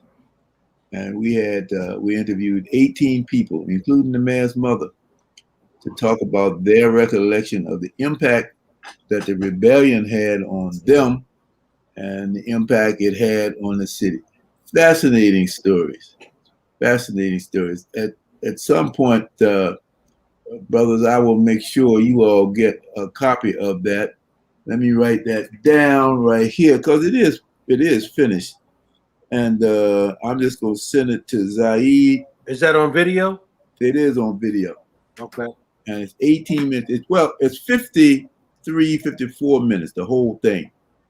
But right now we are showing the 18-minute version, and we further divided that into 3 parts for the program we had over there at Central High School on the 12th, which was we had a good attendance and a good time was had by all. My first story, and I talk about this in my book. My first story is about what happened to me during the rebellion. I was very fortunate enough to be able to even be alive to tell this in my book called Unfinished Agenda, Urban Politics in the Era of Black Power. It's still out, people can get it. But I was driving up Court Street with 3 other brothers. We were loosely affiliated in the movement. I don't even remember what they were doing or why we were together. We were coming from somewhere, some meeting. And I was taking somebody to Scudder home. And it was after the curfew. We knew it, but we wanted to see what was going on. So we were going up Court Street toward High Street. That's what it was called at that time. It's now Martin Luther King Boulevard. And as we were going up the street, it was hot in July. I was in a white Ford Fairlane 500, my automotive dream at the time. And I had the windows down because you need to find out what's going on. To this day, I like driving around with my windows down, even though it's very hot. If it's over 90, I will consider, for my wife's sake, putting on the air conditioner. But I always like to see what's going on, like to hear what's going on. Oh, thank you very much. Yes. So we were driving up Court Street, and I heard sirens in the distance. But pretty soon, those sirens became not so distant, and I could see the lights whirling in the not so distant.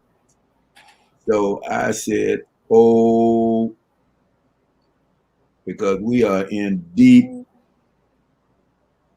So they came up and pushed me over to the side. If you know Court Street, you know there's a divider there with grass on it. So we pulled over. Cop car angling in front of us. 4 guys jump out, guns drawn. One of them had a shotgun. Ordered us out of the car. First time I looked down the wrong end of a shotgun held by the Newark police. It wasn't the last time. Up against the car, mother, you know what. So we did it. And these brothers who I was with, they were cool. I was cool. They had all of them. I didn't ask them, but they probably had done this before in some kind of situation. And so everybody was cool. If we had jumped, one or all of us would have been dead right at that point. No protest, nothing. We just did what they told us to do. Then they said, open up the car. Back in the day, you didn't have a button you could push. I had to take the key, go back to the car in the back, and open up. And in the back was a box full of my law books. Because I was in Newark. I had been coming to Newark for, I guess this was the second summer, considered Newark my home. I was in law school at Yale. And so I was back running a law students project looking into urban renewal, which was helpful later on when I was fighting the medical school. But that didn't do me any good right now because the cops wanted to kill us, except for the sergeant. Sergeant said, okay, they're law students. Let them go. Now, these brothers didn't hardly look like no law students, but I think I think he did not want to kill us. That's what I really think. I think this sergeant weaponized with them books. Huh? You were weaponized with them books. He weaponized the books on our behalf. But Shotgun Man Inspector did not obey. He kept that shotgun, and I all the time the shotgun was on me for whatever reason. I guess because I was driving the car. And then finally, after he said it 2-3 times, they he had the rank. He had to persuade them to let us go. They jumped back in the car, And just like the great white shark they were, they swam on up the street, turned right, and went on somewhere else. So that was my story.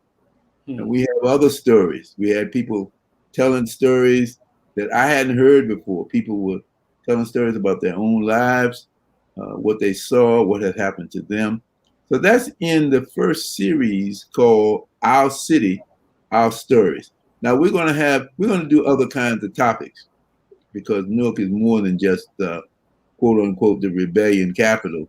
That's right. That's right. We're going to be talking about other things, and we can talk about that a little while if you want. But the other two things that I know I want to deal with, even though I'm not officially the developer, my time has gone. My term has gone as being the developer for this thing. We're waiting for the hiring of a director. Even though I want to be involved in some of the programming. For example, with music. Newark is Music City, and a lot of people don't know about it. How about that?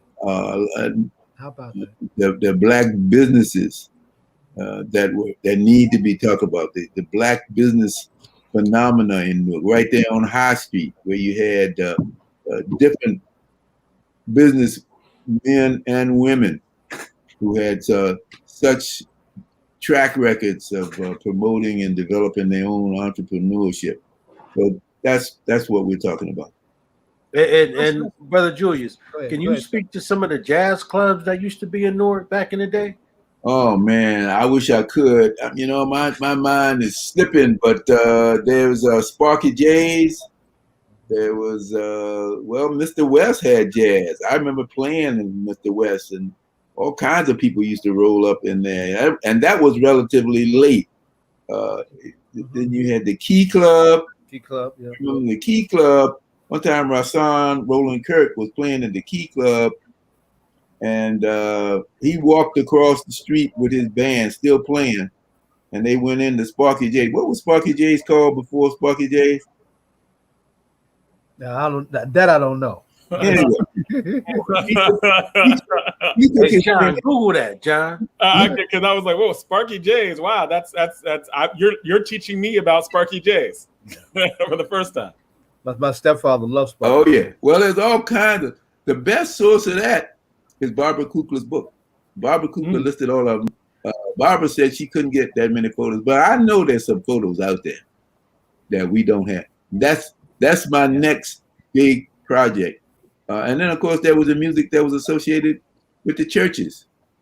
We're talking about Dionne Warwick. We're talking about Cissy Houston. We're talking about all of those people.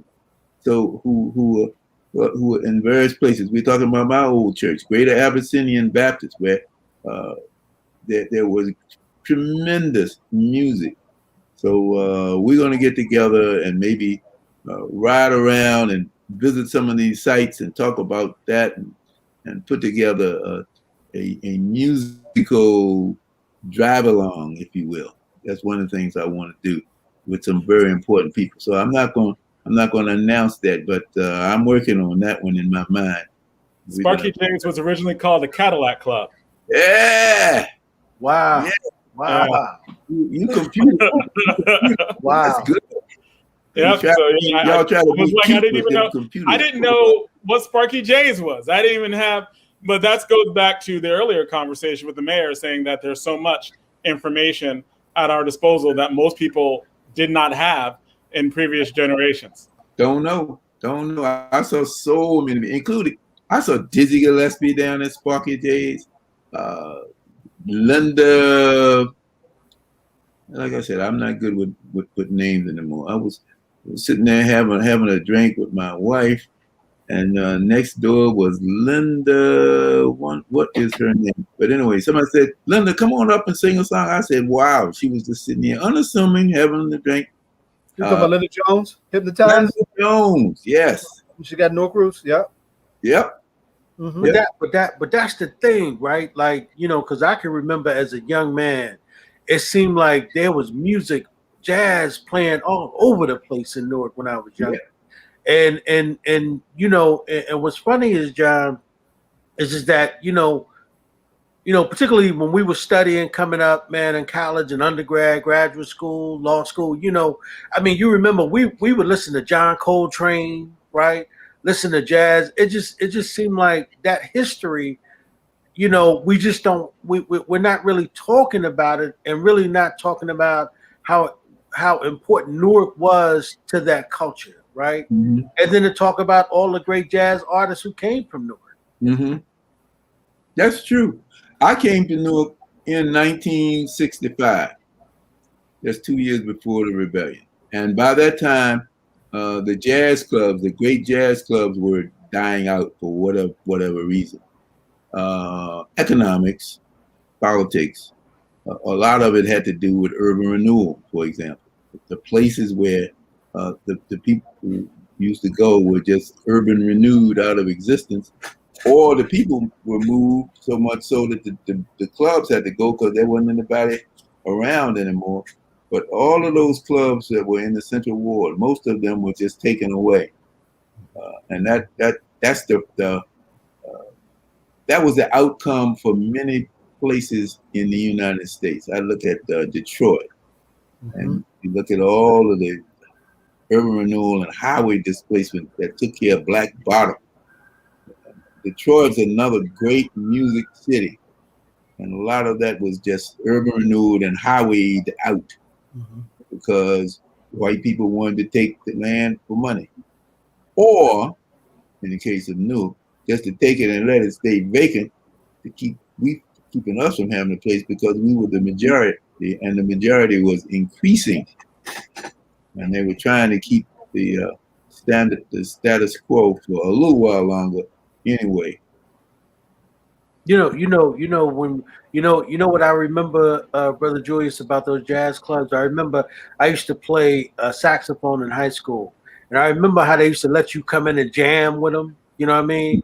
Like if you was a drummer, if you was a saxophone player, you could actually go into these jazz clubs, man. It was almost like an open night. You know what I mean? That's where you could go and you could hone your skills, man, and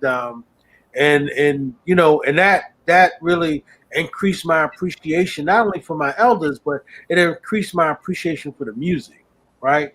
Because you could, if you didn't know what jazz was, once you got into that groove, you kind of began to learn. And I remember back in the day, we had some radio stations too. Remember RVR was back? Back in the day? Right next to the BLS. Right, that played jazz, right? We don't have that. Frankie Clark played some of everything. That was a mark of distinction. There was a man named Duke Anderson.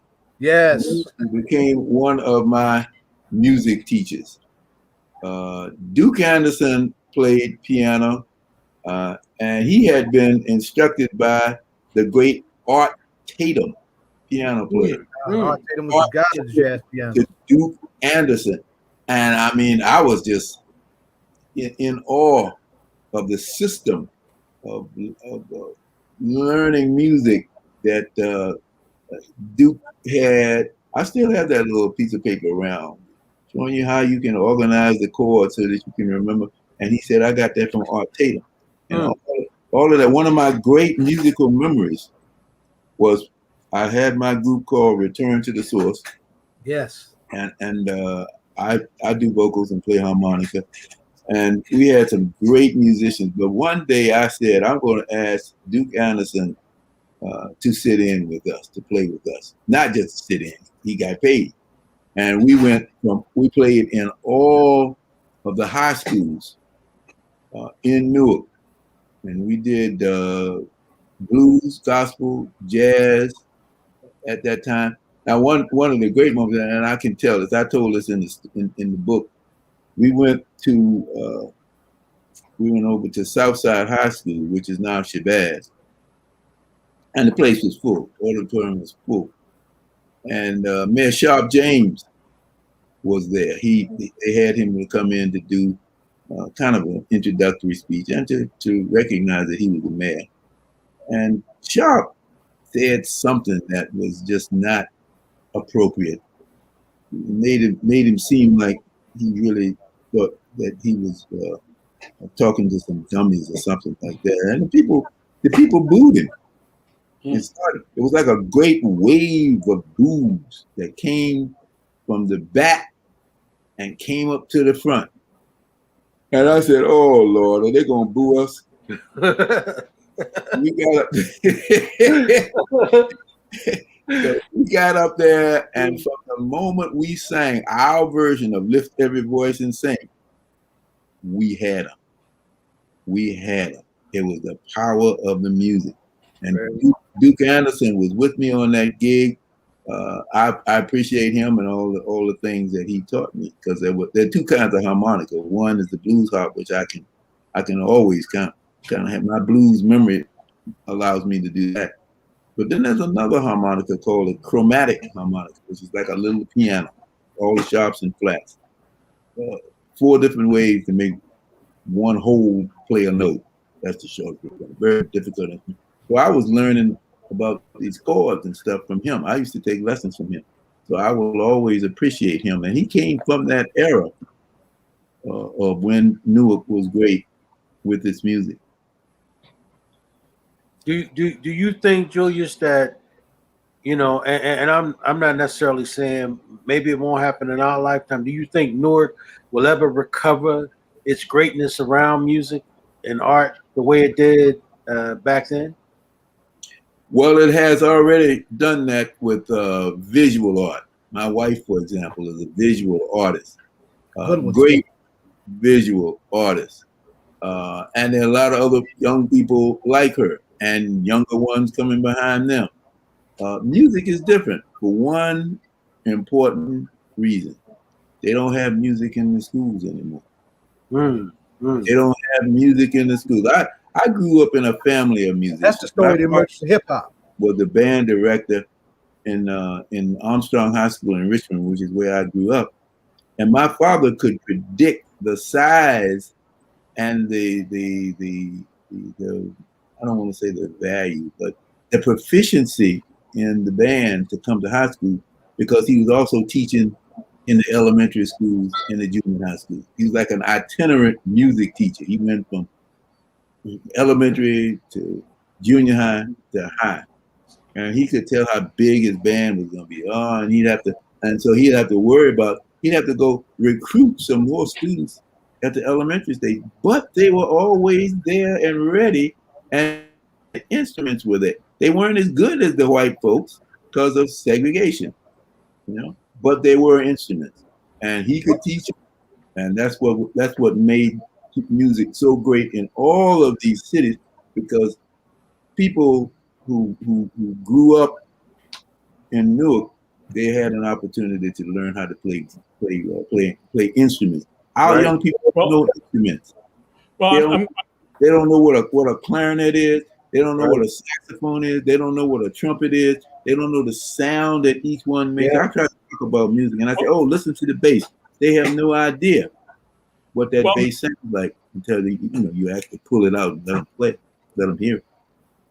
One thing I just want to add in, I just want to shout out the band director at Science Park High School, Mario Banks. He is an artist who happens to teach. He's bad. The band is you would love them. I mean, I'm shouting out Arts High School, because Arts High School's musical band is pretty good. I think ours is better. I think Science Park High School. I think that the school with the musical director at Arts High School. He's a Rutgers man. He's a Rutgers man. I'm just saying he's probably really, really good. I'm talking a little bit of trash here, because I know Mario Banks, and I've seen him in concert.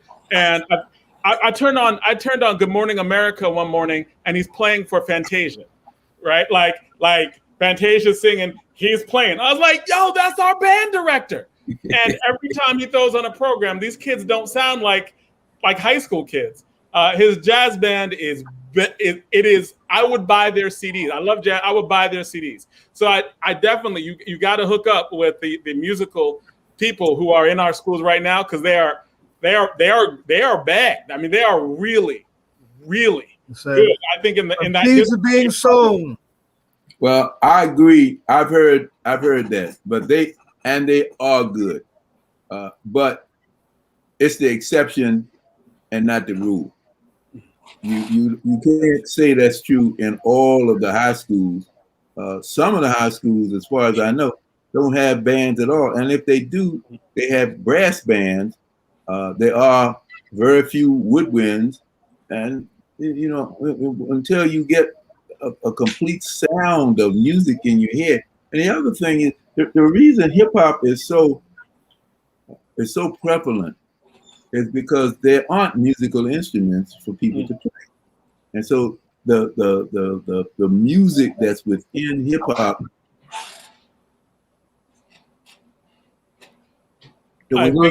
Junius Williams just popped off.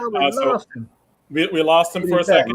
I'm sure he'll come back on. We got to bring him back to where he was going with hip hop. I want to hear it. I think that's something that would be great conversation for him and DJ Rhino to have in terms of this type of musical conversation, the origin of hip hop.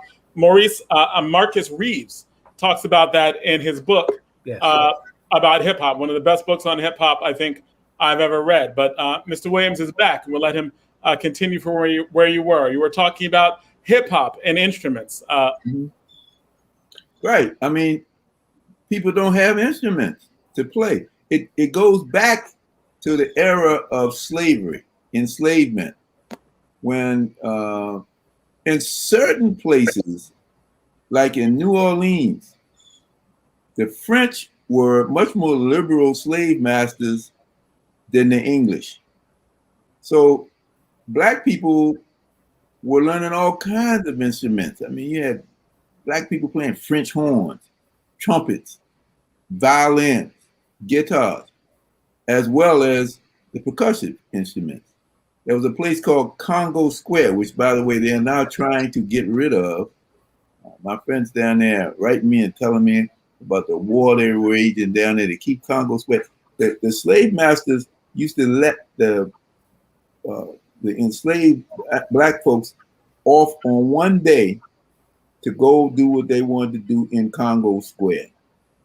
And all the different people from all the different nations in Africa would come together, and that musical potpourri would occur, and they were sharing music. And then of course, then you had the European music.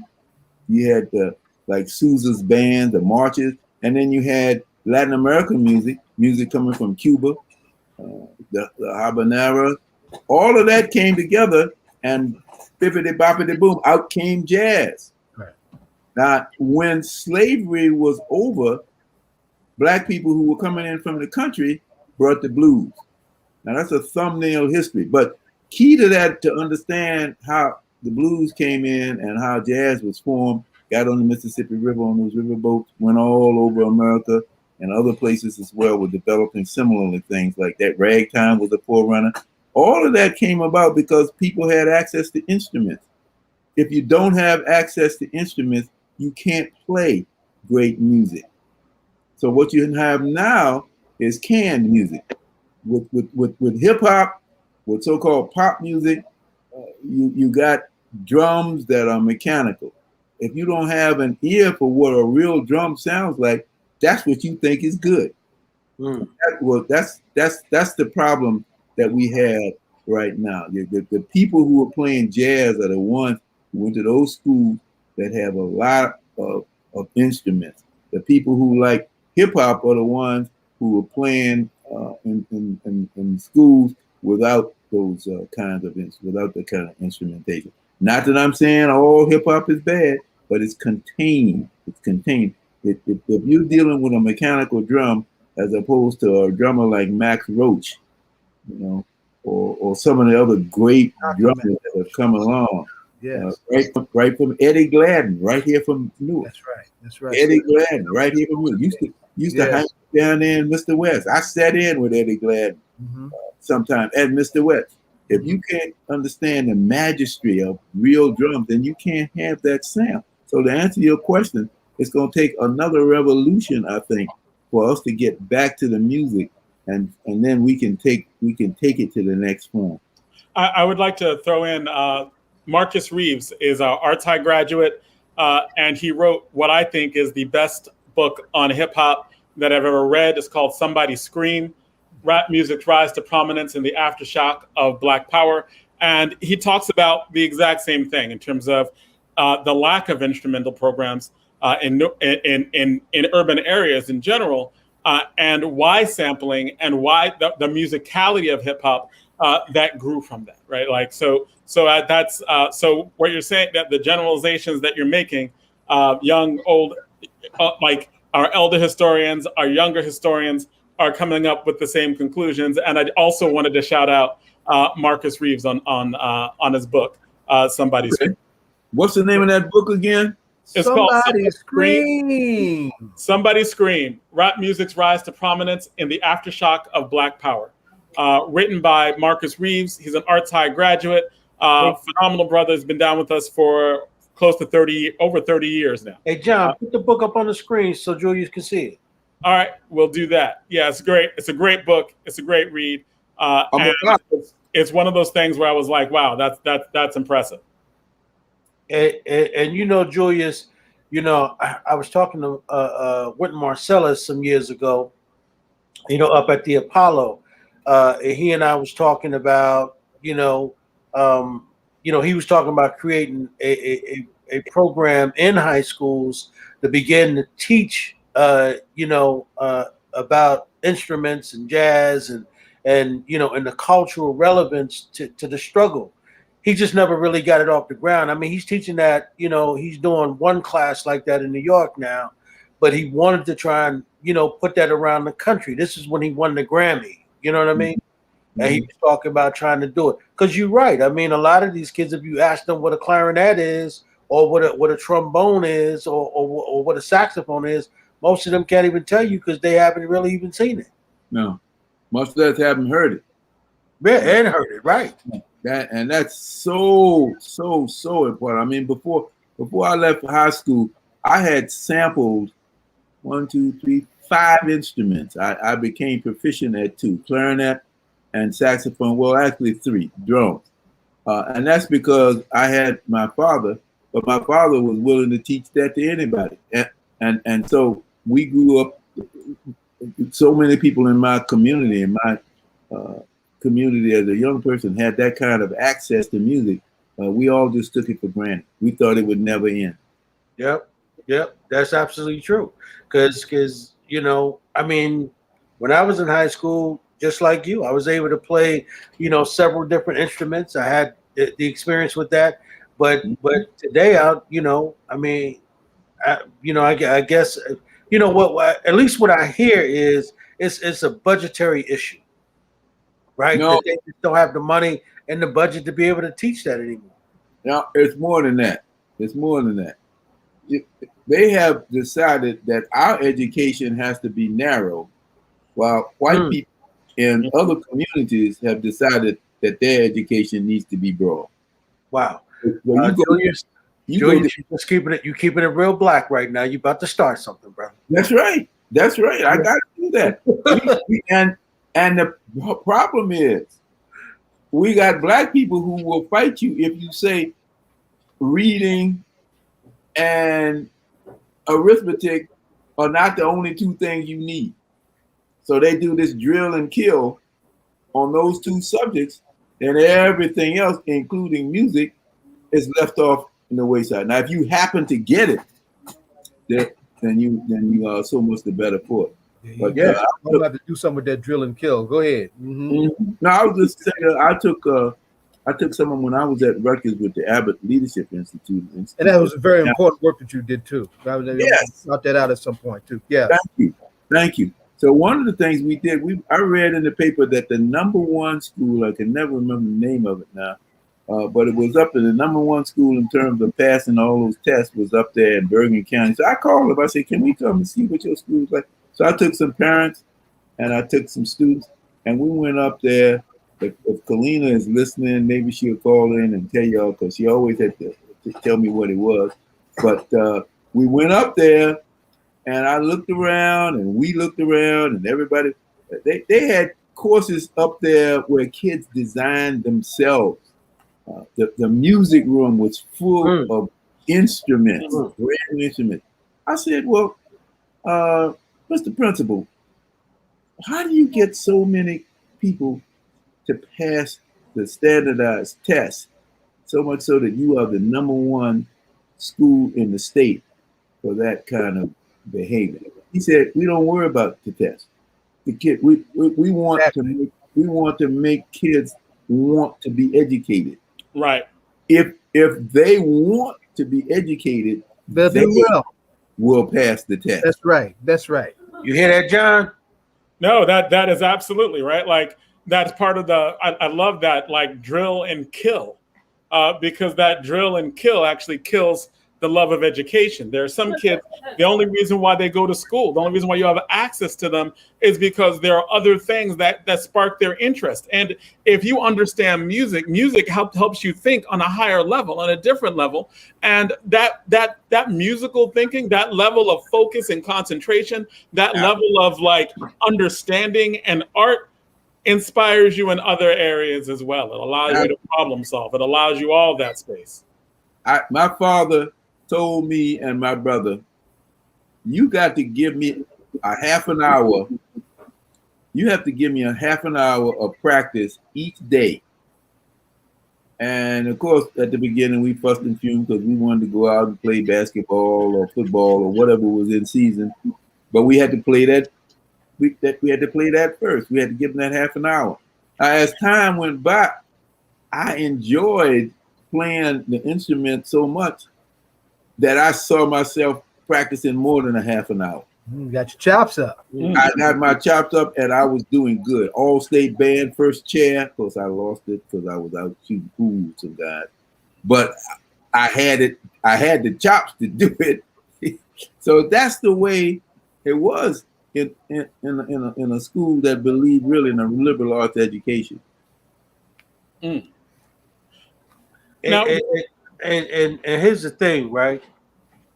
You know, if our own people don't see the importance of that, right, then that means that our young people who are coming up, because I was just saying to the mayor that, you know, those of us who are the 50-year-olds and the 60-year-olds now, and you know, we, you know, especially if we're on board of education boards and involved, you know, in school, and if we don't see that as important, then obviously those people who don't really have an interest in our community and don't have an interest in our future, then our kids are never going to learn that.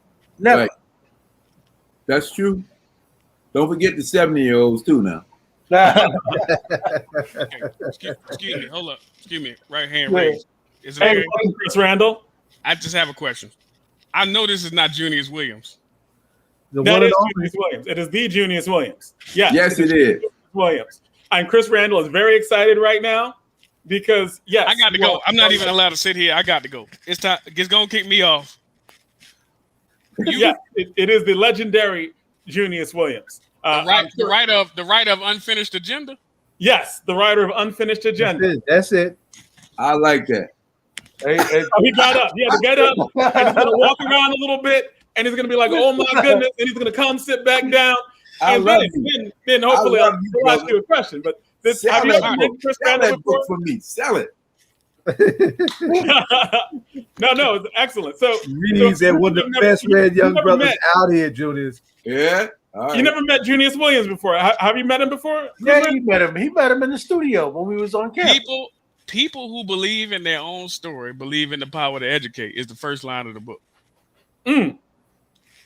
People who write political memoirs believe in the power of their own story to educate is the first line of the book. That is literally the first line of Unfinished. I will never forget that line as long as I live. That is the most memorable line. The only line that I think of that maybe resonates in me more is when Toni Morrison in Paradise says they killed the white girl first, and with the rest they take their time. Other than that line from Junius Williams. That was my favorite line in that book. Yeah. People who write political memoirs believe in the power of their own story to educate is the first line of his text. Well, that's the first line of the book. I appreciate your appreciation, man. Thank you. I don't even see this. See what I mean? You ain't even tell me this, Jonathan. You just made me jump on here so you can do this to me. You know, it's really inappropriate, but it's okay. I need to be able to handle it, Chris Williams. I mean, Chris Randall. I need to be able to handle it, Chris Randall. See, the only thing worse than that is that time Bobby Zaid didn't tell me that the police was working for him that particular day. But other than that, not that I want to keep bringing that up, but I'm just saying, you know, One time I almost got beat up by police trying to protect my officer. He didn't tell me the police worked for him that particular day. But it's fine. It's moving on. It's fine. Hey, but listen, I before we run out of time, my brother Julius, I gotta pull you into It's Junius, man, not Julius. Junius. Junius. Sorry about that, my brother. Hold up, Dr. Riley. I know you got the JD. I know you're a lawyer. I understand. But hold up. But listen, man, before we run out of time, because I gotta get into brother's mind on this, right? I gotta have him speak to CRT, man, the critical race theory, that conversation. The mayor brought it up a little bit before he went off a minute ago. Dr. Riley, I got you. Do you know what Junius Williams said? He said, one way for the empire to miseducate is by telling its stories over and over, which can only take root absent stories of our own. Y'all ain't hear me. Wow. Let me run that back one more time. I'm gonna let you drop the damn mic on that. Yeah. You asking him what he thinks about critical race theory. We know that critical race theory is taking an approach to the law that looks at the way that privilege and power and the way that whiteness has used the social apparatus to push a white supremacist agenda. This is what Junius Williams said. Junius Williams said, one way for the empire to miseducate is by telling its stories over and over, which can only take root absent stories of our own. So you're asking him what he thinks. That's what he thinks about critical race theory, because it's a conception of thinking of our own appropriation of the way legal history, the way legal stories, the way the law and all of that has worked in its reaction to black people, black power, black agenda, black all of those things. Right. So if Junius Williams says that the only way for empire to work is for it to tell its own stories, then we have to realize, I think, not speaking for the elder, if it's okay. Well, you are. I don't want to be disrespectful. Don't want to be disrespectful. I don't want no trouble, because if you grab the belt, I just gotta take it. I don't want disrespect. But I do think that is the perspective that he would have to take, because that means that stopping critical race theory is to force an imperial perception of the way reality works. We don't want any perspective that does not serve our meaning white, imperial progress and imperial purpose. That's right. So that's what I think Junius Williams is going to say, as somebody who read Unfinished Agenda. That's what I think he's going to say.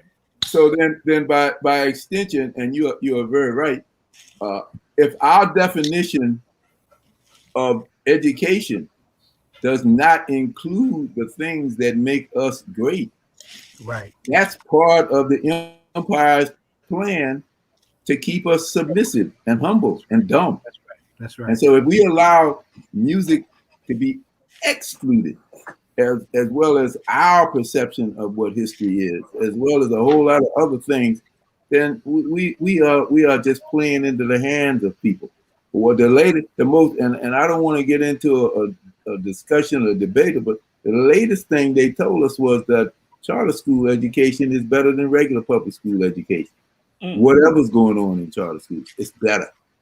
You had the period of time, you had a mayor who was on that team, you had the governor who was on that team. All the money that was available from the federal government for rehabilitating schools in Newark went to charter schools, and it did not go to the regular schools. That's right. I remember that specifically because I was looking at the whole situation with 18th Avenue, where they practically gave 18th Avenue School away to one of the charter schools. And I called down to the state, because the state was handling the money, and the guy to the feds, and asked them about, and he said, hey, I don't understand. New Jersey has given all of the money that we have for New Jersey to charter schools, not just to any charter schools, but to two charter schools, the KIPP system and the other one. So that we don't fight for the right thing. You know what? You were very much involved in those debates. Mr. Alston, I need you. Why you do this to me? Why you do this to me? No, why you do this to me? You know what else he said in Unfinished Agenda? What did he say? He said, I offer this book from the lesson that I learned from the common denominator of Jim Crow. Okay? Right. When we interviewed Anthony Farley last week, what did he say? He referenced a book called a law review by Derek Bell called Serving Two Masters. And he talked about Derek Bell's reflection on his pushing for integration and why he thought that didn't necessarily serve the interests of the black parents, right? So what I think is interesting from what, and I'm sorry, Professor Williams, I just need you to know that, like, I'm a big fan. At some point, you got to sign my book. You got to sign my book because you just got to sign my book. I come to your house. I drop the book off. I come back. You sign it. Every way you want to do it. I need it. Right, we're going to work it out. I need that. But one of the things that's interesting about that lessons from Jim Crow is that I think that in a lot of ways, we've decided that other people can do for us what we can't do for ourselves. Absolutely. And so one of the reasons why I think the charter school conversation has taken off so much is because it does something that's comfortable for the enslaved. It abdicates responsibility to a ruler. Mm. Excellent. Right? Excellent analysis, son. So we've been in situations, we ain't gonna say no names, where somebody had to come in and arbitrate a situation that we might have been able to work out ourselves. But unfortunately, right, we're just not in a position intellectually and emotionally and culturally to where we could do that. We needed somebody from the outside to come in and arbitrate something that was a particularly black situation. But we couldn't. We needed them to come in and get this other person in line so that, we could do that. We've been in that situation. Some of us together in a particular situation, right? For a long time. But the reality is that's what charter school. That's what it is. And the argument is, Mr. Alston, and which is why it was uniquely offensive to you, is because the argument is Jonathan Alston needs somebody else who's not black to educate black and brown children better than he can. And that is the internal reason why it was so insulting to you. Is that it was an indictment on you as an educator from our community. That was the problem. And Hey, John, what did you call them? Didn't you say you called those teachers some kind of teachers when they come into the community as though they're the saviors at these charter schools and somehow colonizers? Yeah, I think I've used the term colonizers. I think Mr. Williams, though, Professor Williams, I think has a lot more to say on that because, I know that you were so involved in these charter school debates. I would just like to throw in that. Just by their, I don't go by all these charts and all the other stuff, but U.S. News and World Report ranked high schools in the city of Newark. Science was 20, technology was 35. You had Arts High School, which was 130. Wait, you meant rank the city? You meant rank high schools in the state of New Jersey? In the state of New Jersey, right? Mm-hmm. They ranked them in the state of New Jersey, and right. North Star, right, where people were like, "Oh, North Star was ranked 262." Right, and these are by test scores, and charter schools are like, we'll get better test scores, we'll do all this other stuff. But North Star is a high school, and you can look it up. U.S. News and World Report. They rank all the schools in the country. They ranked them in the state, and they were ranked 262 in the state. Meanwhile, people have not sent their kids to Newark Public Schools, sent them to North Star, even though that there are multiple schools in the city of Newark, Bard, Arts, who rank higher, right? By a lot. I told you he was offended. That's very important to recognize.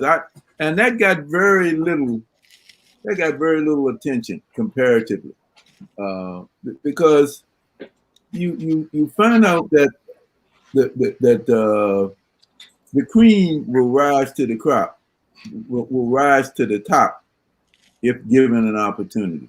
And in some of those schools, that's what happened. In the regular public school, you have to put another way. I think it was the Newark, one of the education organizations did a service on test scores, because that's what they tell you we got to base excellence on. And there are 8 good charter schools, but there are, when I say good, I mean really, really good. But there are 8 really, really, really good public schools. So after all of that shifting and moving people around, telling people you can't go to your school that you used to down the block, you got to go over here. Telling people you can, your school is going to be all sectioned off. You're going to get the best space, and you're going to get the best lunchtime, and you're going to get and the big thing that's so attractive to people, and they get so misinformed about the thing is all of these charter schools get money to build new buildings. Yes. Yes. And the regular schools do not.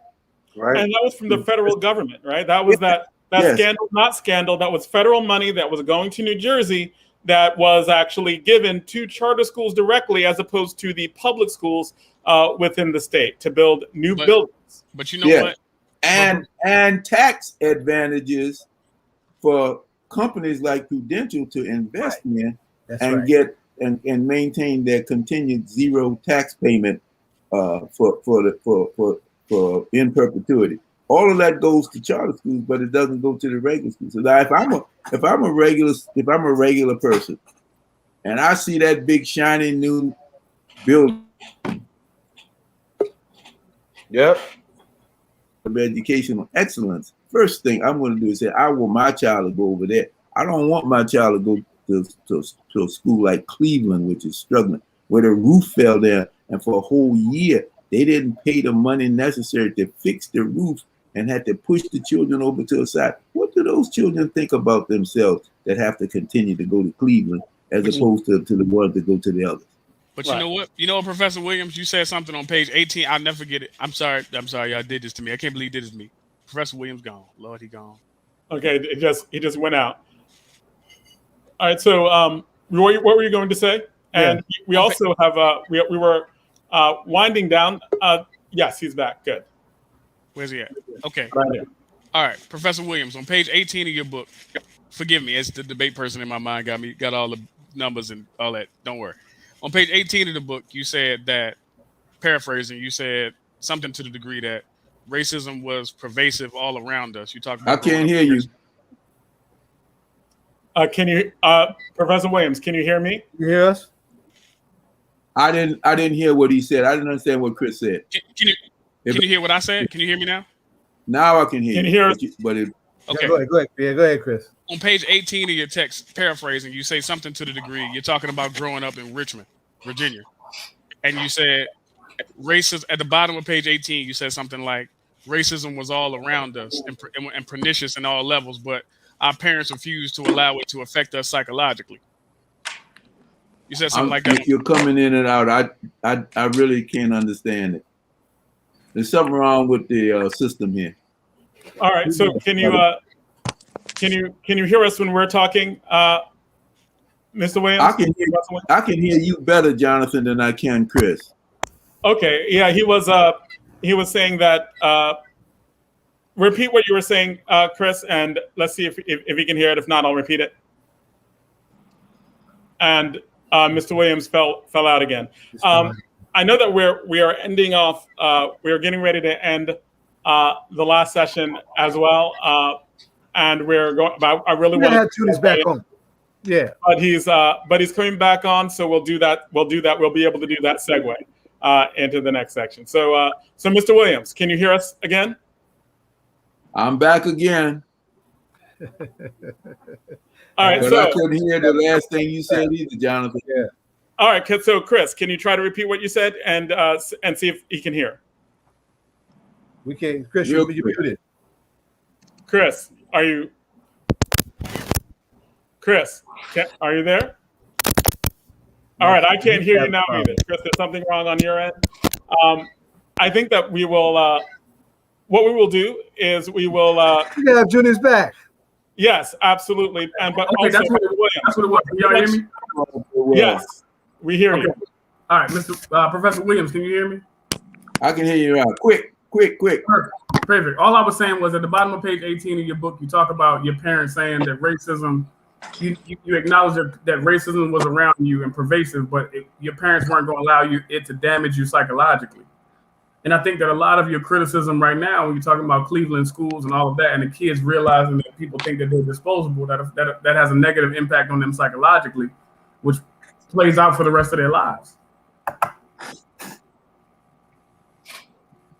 Well, now I've lost you again, but that is important. The psychological damage of racism, and the only way that can be cured is by some kind of intervention. If not from your parents and through other institutions in the society. And the more we learn from each other, for example, this museum that the mayor wants to do, is doing. That's why it's important. That's why he wants to do it. And intervention, stories, positive stories about what has been going on in Newark, what has happened in Newark that you can attach yourself to. You don't have to think of yourself as Riot City, Newark. You don't have to think of that. You understand this as a rebellion, and you understand why people did what they did. And you also know from going to this museum that there's some people there that you can emulate. There's some people there that you can pattern yourself after. And I think that's why that's such a good example of the kind of intervention that my. He just blacked out. Okay, so I think that we're having all kinds of transition. Brought it right back to where we started. That was his segue was on point. Yes, absolutely. I'm heartbroken, man. I'm heartbroken. All right, so Mr. Williams, can you finish what you are? You're dead on, Junius. Mr. Williams, are you back? Yes. What would you like me to talk about now? Well, no, just finish your thought. Cut off. Cut off right in the middle. There was a period after that. I mean, we have to control the institutions that create the stories. That's right. We have to control the institutions that create the stories about who we are. And if you accept what other people say about you, then we're always going to be, at best, second-class citizens. At worst, folks going around thinking that all they can do is smoke weed and kill each other. That is just a lie. And we allow that story to pervade. People going to go. More and more people are going to be in deep doo-doo trying to get out of that. Thank you so much, Mr. Williams. We are definitely going to have you back. And because remember, you promised to sign that book, Mr. Williams, Professor. All Williams. right, we're gonna work it out. I'm gonna get with Zaid. We're gonna work it out for you. I need that. All right. Thank you for having me. No, thank you. I always enjoy being with you guys. Well, that's why we're definitely got to have you back a lot. Thank you. All Give right. the Queen my regards. Give the Queen my regards. Yes, I will indeed. Go stage, buddy. Thank you, my brother. Good night. Good night. All right, that's All Politics Are Local, America's number one political hip hop radio talk show. We are getting ready to go into our 7 o'clock segment, and in the idea of telling your own stories, because that is what was going on with the museum. The museum is a way of telling our own stories. The conversation about telling our own stories and how that translates into our next guest as well, in terms of the belief in telling our own stories. We are going to give you the Baba Zaid introduction, because no one can give an introduction like Baba Zaid. Tanisha Fordham, you've been on our show before. We are honored. Tanisha, you've been on before? Yeah. No, I don't think I have. I haven't. I think this is my first time. Oh, yes, what I thought. Okay. So we are glad to have you for the first time, and it is way much too late. So, very glad to be here. The proper introduction, Baba Zaid. Well, I'm very excited about this. What this young lady is getting ready to do. A lot of us are excited about this. You know, one of the things that, just to build on the last conversation that we had with Baba Junius, is that once upon a time, Newark had a vibrant. We were talking about the vibrancy of the music scene. Right, and he mentioned the re-emergence of the vibrance of our visual artistic scene.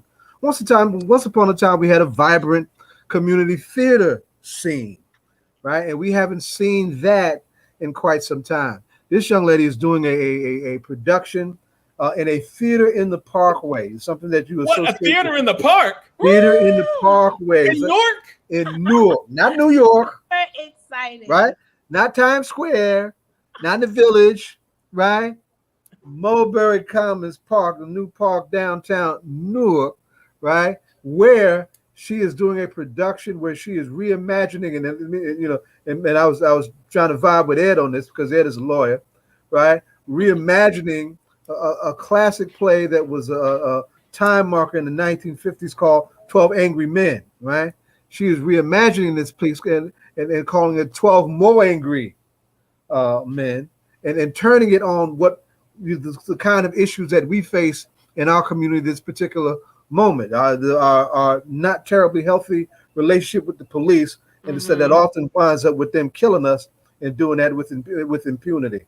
Right? I'm gonna let her unpack that. But I just want to really shout her out, you know, in terms of the ground that she's breaking with this production, what she's bringing to this. She's also, you know, I was looking at the work that she did on this important story called My Nephew Emmett, right? The untold story of the elders who were responsible for Emmett Till's care when Emmett was taken away and lynched, right? She's got a young woman, but's got already a profound background that she's bringing to this work. So not only do we expect this production to be good, but we expect, you know, the legs to get up under her work, and for her to be a contributor to the reemergence of community art in this community like we truly need it, right? So with that, I want to introduce our community daughter, Tanisha Fordham, the director of 12 More Angry Men. Daughter, you ready to talk? Yes, yes, indeed. Well, that was a lot to live up to. That was you said it. That was a great introduction. Baba Saeed gave me such a beautiful that's Baba stuff, baby. You know, we need you to get this right. Okay. Yeah, I'm really honored to be here. I'm super excited about the production. In addition to the many things that I've been blessed to do, one of the things that I'm most honored to do is be an educator in Newark as well. I'm the associate art director at Newark Collegiate Academy. So I oversee art, both visual and performance, at high school in Newark. And I see the need for our young people specifically, but just generally for our entire community to see live performance. And poetry is beautiful and music is beautiful, hip hop, dance, some of the forms that the community may be more used to seeing.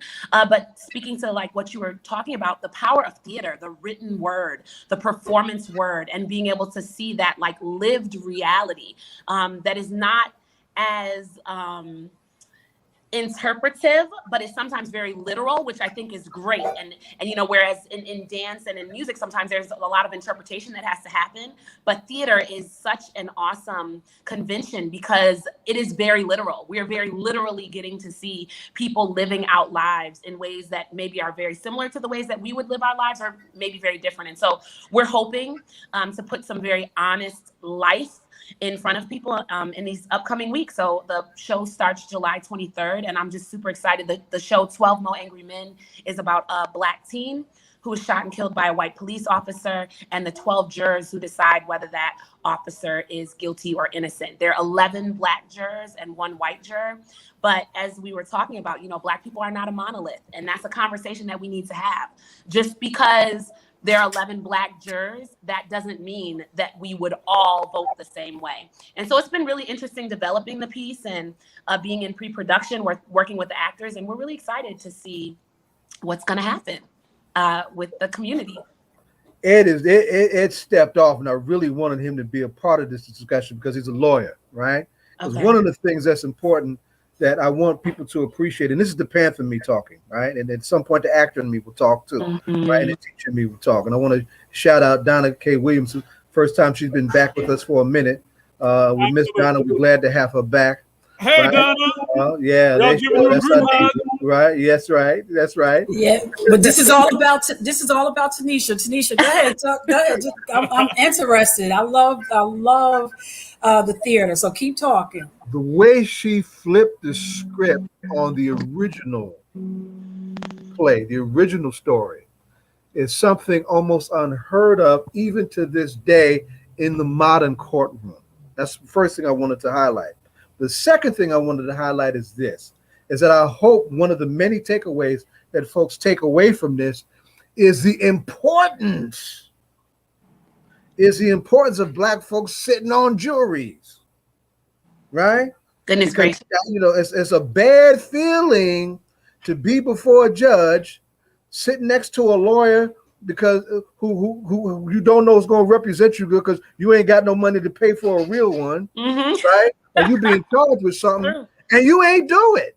True. But because you ain't got these resources, and you got all these white folks who are making criminal assumptions about you from the door, you're in deep stuff. Yeah, it's really right? true. And black, and it's one of the many spaces in terms of social and community engagement. Donna, hear what I'm saying, right? That we shy away from, that we need to be absolutely fully engaged in. Mm-hmm. Right? I've got folks, Chris, you a cover the Black Panther Party. I got folks been in prison damn near 50 years. Mm-hmm. And the only reason why they were able to be hijacked into prison because in those court processes, more often than not, they faced juries that did not look like their community. And one of the demands of the party was that we wanted a trial of juries by our peers. Mm-hmm. But platform is there. And Zaid, to add injury to insult, you know, I used to work in Superior Court, and I have to tell you, sitting in the courtroom in Essex County, downtown Newark, where we have the most population, many people did not, one, show up for jury, two, want to participate in jury, or three, know the importance. You know, my judge would give this dramatic, like when she would see people trying to, like they would listen to the answer before, like if she dismissed number two, number three would try to repeat what number two said so they can get dismissed as well. And when she's seen this pattern going on, she would give this dramatic speech. She would like lock the doors, you know, and then she would do this whole speech and end up and said, if you don't take this serious, we might as well go out to Broad and Market and just fight our differences out. And this was in civil division. Wow. So I can imagine in criminal, but yes, jury participating in a jury when we get those slips in the mail. And earlier, you know, I've been listening for the whole show. When Mayor Baraka was on, we were talking about teaching people importance of voting. I think we need to add another class on teaching the importance of participating in the jury process when you're selected. Mm-hmm. That's one of the things that the Black Panther Party did. So in fact, we'll unpack this, right? So today just happens to be Asada's birthday, right? And then that's why I really had to lift that up, right? It's also, yesterday was Donald Payne's birthday. Right. So let me bring some things together. Right. But we also want to make sure we ask Tanisha some questions. I'm going to do that. I'm setting it up. I'm setting it up, Jonathan. Right. One of the things that then Councilman Donald Payne did back in the 1970s when Assad and Sundiata went on trial is that he did an exhaustive study on the question of where should they best be tried on the principle of juries of our peers, meaning juries that look like they do. Right. Of course, he documented county by county, and it came out that it would be the place where they should be tried is Essex County. What happened? They took them to Morris County, the richest, whitest county in the state, the total opposite of what Essex County looks like, to ensure conviction. To ensure conviction. So I just want to restate the importance of the subject matter that's part of the heart of her story. Now, Tanisha, go ahead and unpack, and then you can now go ahead and unpack, you know, what you did and why you decided to go there with 12 More Angry Men. And Tanisha, I think you should start right where Zaid led up to how you did the complete opposite. You know, flipped it like nobody else. So kind of start there if you can, so we know what he's talking about.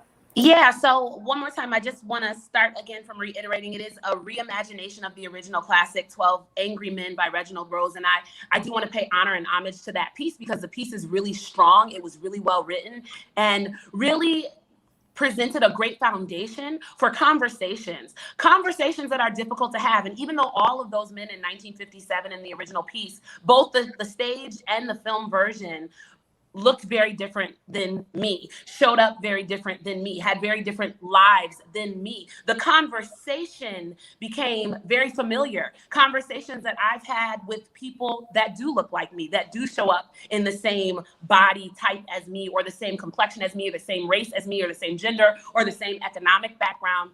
And so it was interesting, like, how is it that we're so different? Here I am, a Black woman in 2020 at the time when I was writing it, and these were all white men in 1957, but the structure of the conversation was similar in a lot of ways. But you know what it boils down to is it boils down to humanity. And it boils down to people not being able to listen quite as much as they're talking. And it boils down to, like, inside of communities, not having a good understanding for what is needed, what's needed inside of our communities. And you all that's what you're talking about. Baba Zaid is talking about being tried outside of the community in a place where people know and understand, at least to a degree, your struggle. And so I really tried to pay honor to the fact that, again, although these are 11 Black jurors and 1 white juror, they're all very different. You've got someone who has a religious background, and a lot of what she says is coming from this very Christian and biblical perspective. You have someone who doesn't believe in religion and therefore is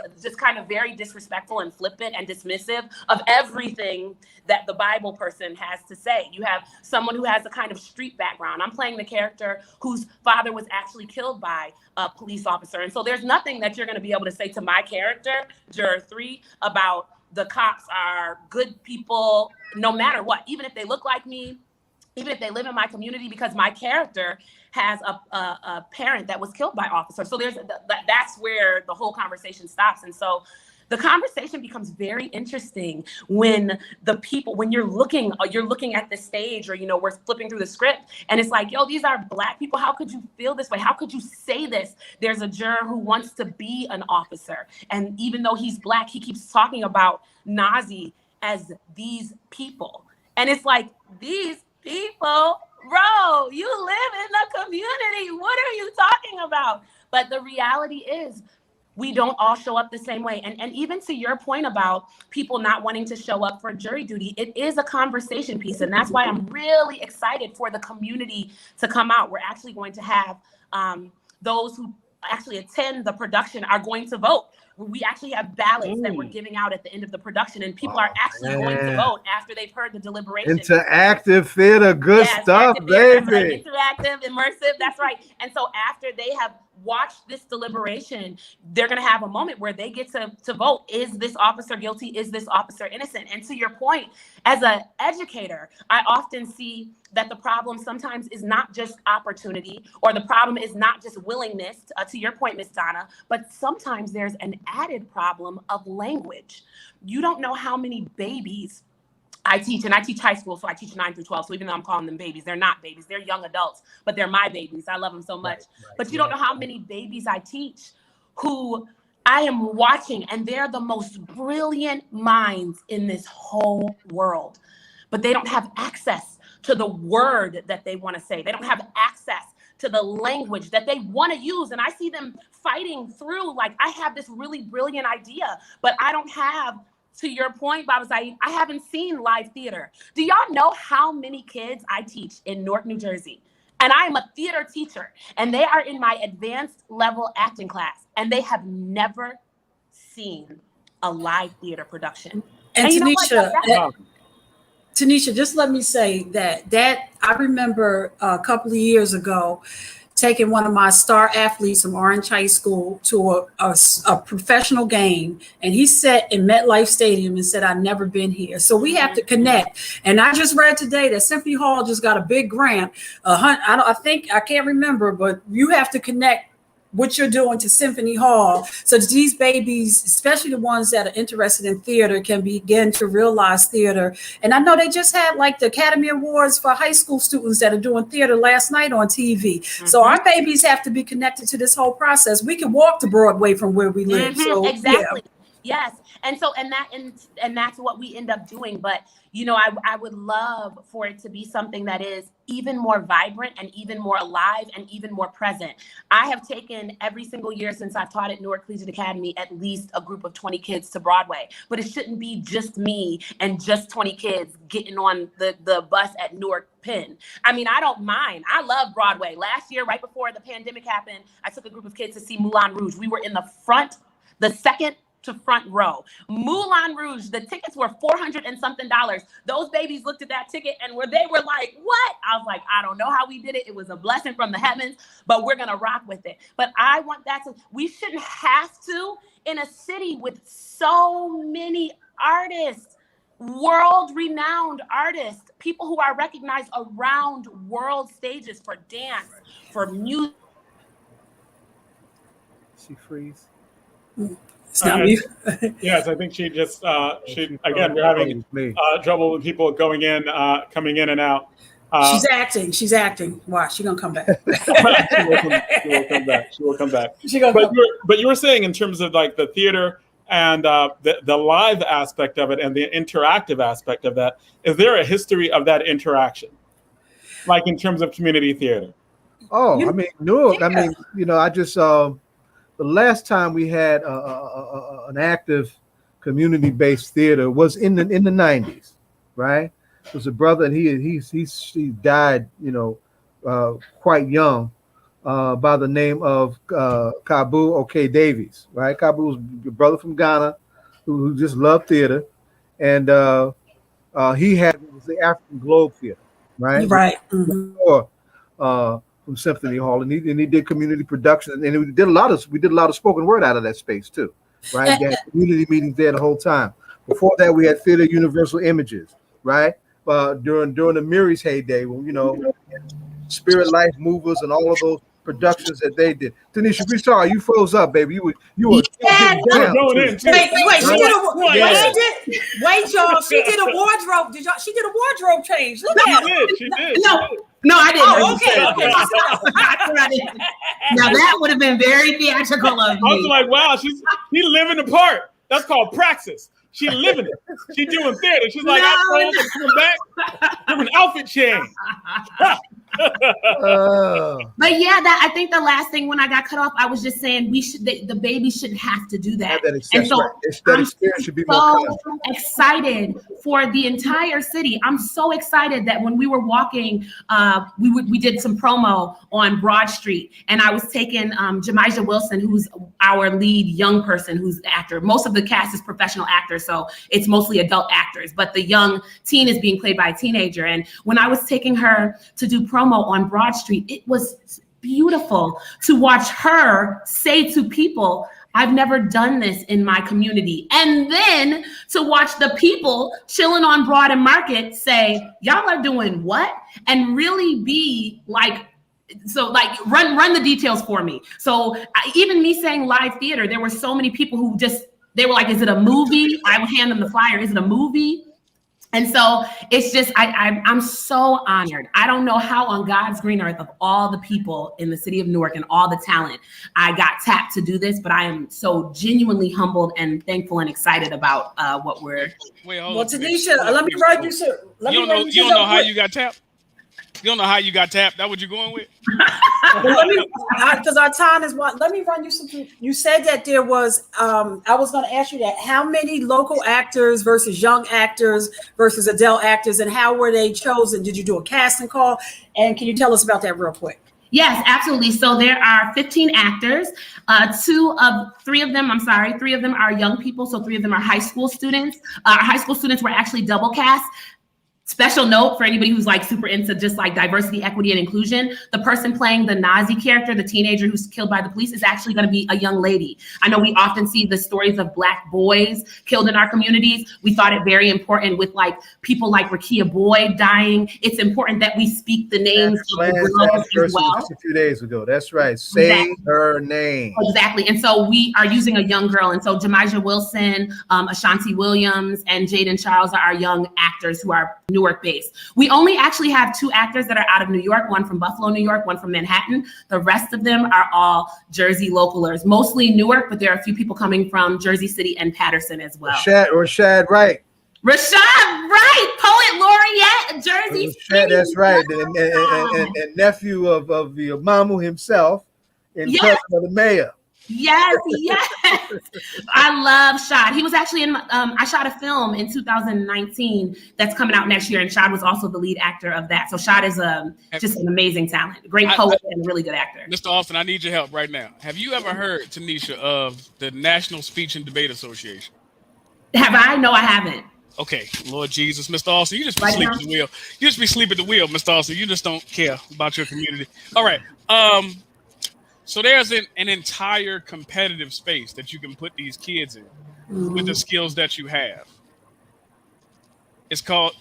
I'm literally putting a link into. I'm putting a link into the private chat right now. Okay. And I want you to watch this when you get a second.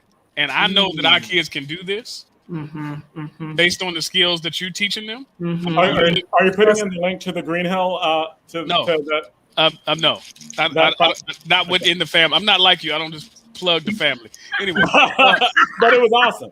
He's a national champion, multiple times. But I put that in the chat because one of the things is our kids are uniquely competitive because we're better than everybody at everything. But I think that I want you to look at that because since you work at a school, this could be a thing. This is a lane for you based on I can't coach this kind of thing because I don't have that emotional range. But I think that when you watch this, the thing that I put in the chat, and there's lots of other ones, I'm sure I'll get your contact information, email or something from somebody. Yes. I think you need to think about make it you could coach this. But I think in terms of but also I just want to shout out that you are a filmmaker. You are an accomplished filmmaker and artist. Yes. And you're on right. You've got a lengthy resume there. Thank you. And you said that you have a film coming out next year. Can you tell us a little bit about that? Some of your upcoming projects, and maybe plug some of the stuff that you've done before, but definitely some of the upcoming projects. Yeah, sure. So very quickly, a shout to the thing that I think really put me on the right path. I co-produced an Oscar-nominated film entitled My Nephew Emmett. That's what I was talking about. Yeah, that's about how you talking about. Yes, and thank you so much for mentioning that. It was a beautiful experience. We went down to Mississippi and actually shot where Emmett Till was killed. It was hard. You could feel the blood in the soil, and that is not an exaggeration. It was heavy, but I think that really sparked and invigorated for me this idea that this is a calling. Lots of people say, I'm so glad you get to do your passion and all these other words that people use, but I really do think of it as a calling and a vocation. It's important to tell stories, to honor stories in a way that really resonate with the people whose stories you're telling and the communities you're trying to encourage and inspire. So that's what I try and do. Upcoming, I have a film coming out in 2022 entitled Go Black Boy Fly. It's the story of 4 brothers in Newark, New Jersey, Brick City, shouting out the city.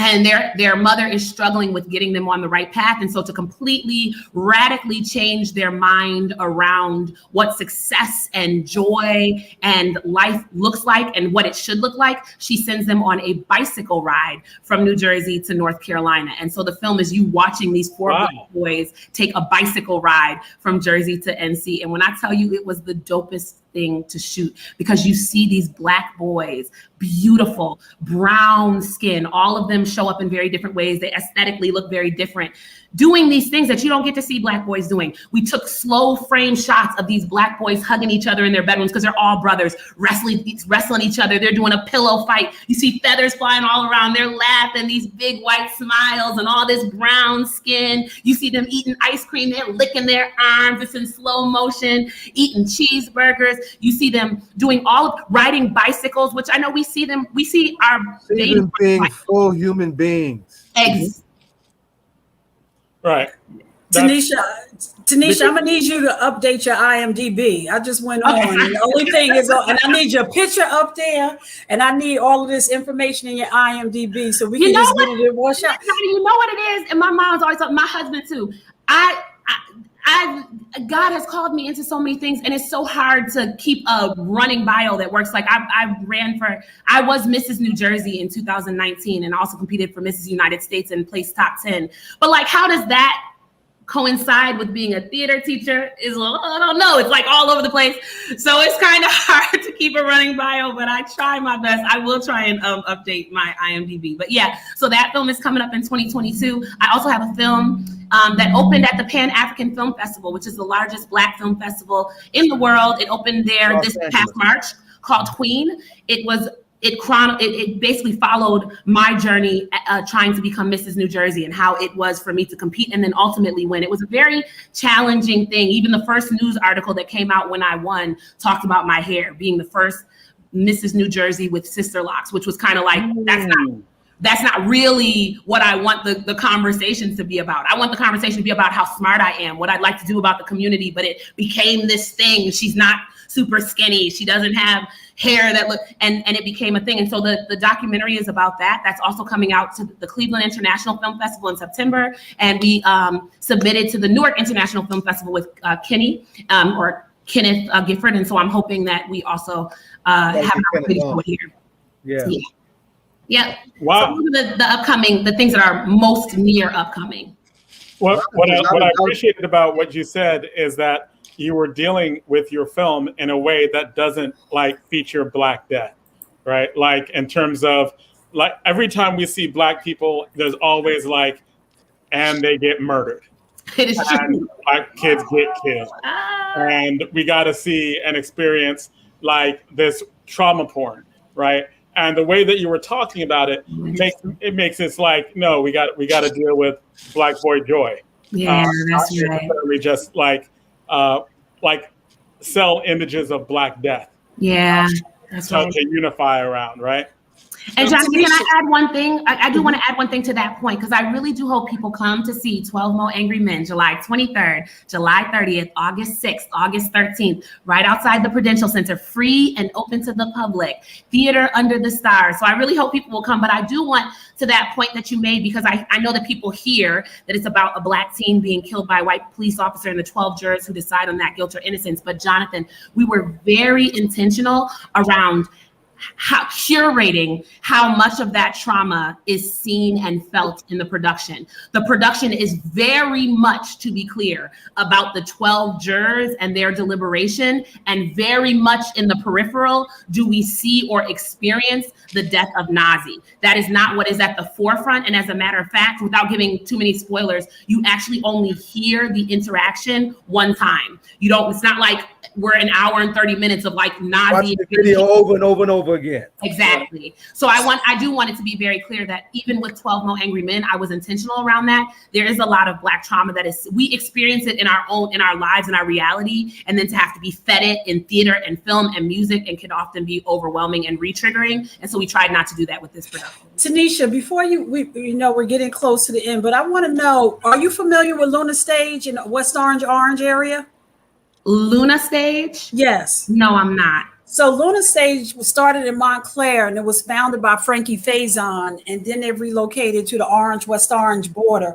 So I'm gonna connect you with them. I'm gonna talk to them tomorrow, because they're right. Look, they on the train line where you can bring the babies right down and walk downstairs, but they have a black box theater, and and you could do a lot of work with them, and they look for these type of projects. So I'll connect you guys. Okay? Oh, thank you so much. Thank you so much. And we got this very important question. Who's going to pose the question tonight? We got a few minutes. We do have a little bit more. We do. Okay, we good. Yeah. Okay. Because Rhino's not on yet, so we. Okay. Well, he actually just came on, so we can't actually look at the. We can do the question, but also in that question, please let us make sure you're repeating when the show happens and the dates. And you said it's outside of the Prudential Center, which means that it's like. Is it in the park right outside the Prudential Center? That the park? new park. The new That's park. Right. Mulberry Commons Park. Yep, the new park. And there's going to be a stage put up. It's 24 by 20. It's going to be a very much Shakespeare in the Park is what we were trying to copy. This New York kind of vibe in the city. Let me say this as an actor talking for a minute, right? Baba, hold on. It's 2021. What is your social media? Where do people find you? Social media is at Tanisha Fordham. At Tanisha Fordham.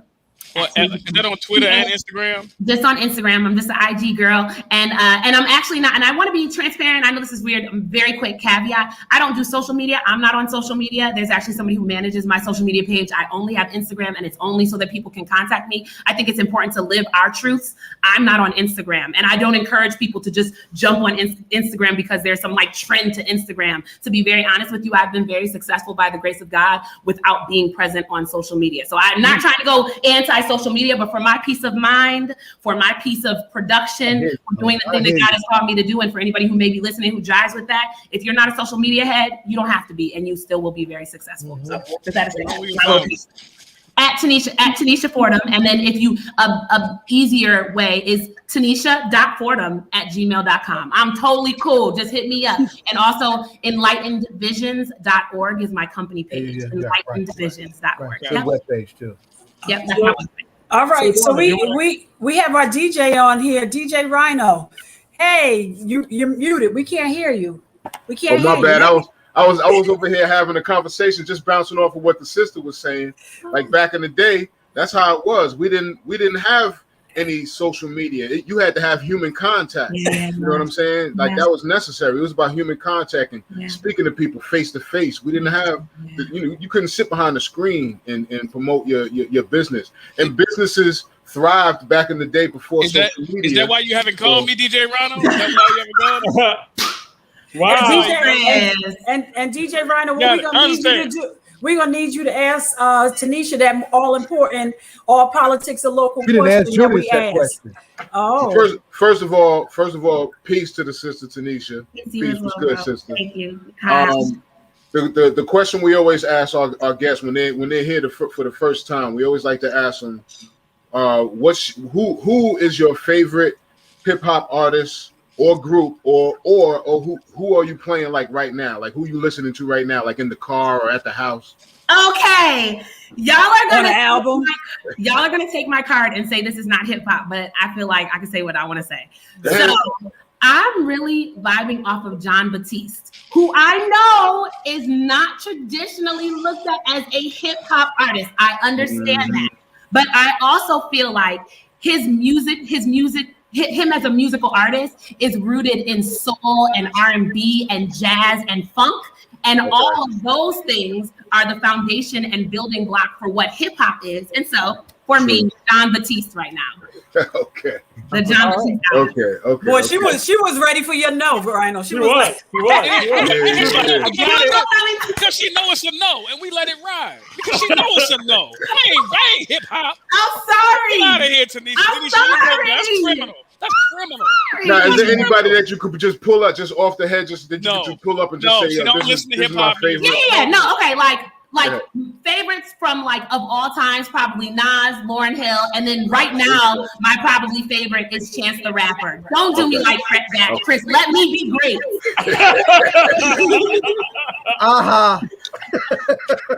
Oh man! So can you run through the dates again? The dates and times again of the theater. Do we have a flyer for our pages? Do we have a flyer? I have been putting some of the reviews up on our pages. All right, Zaid, can you put the stuff in the also in the comment section as well? Yeah. I'm doing that now.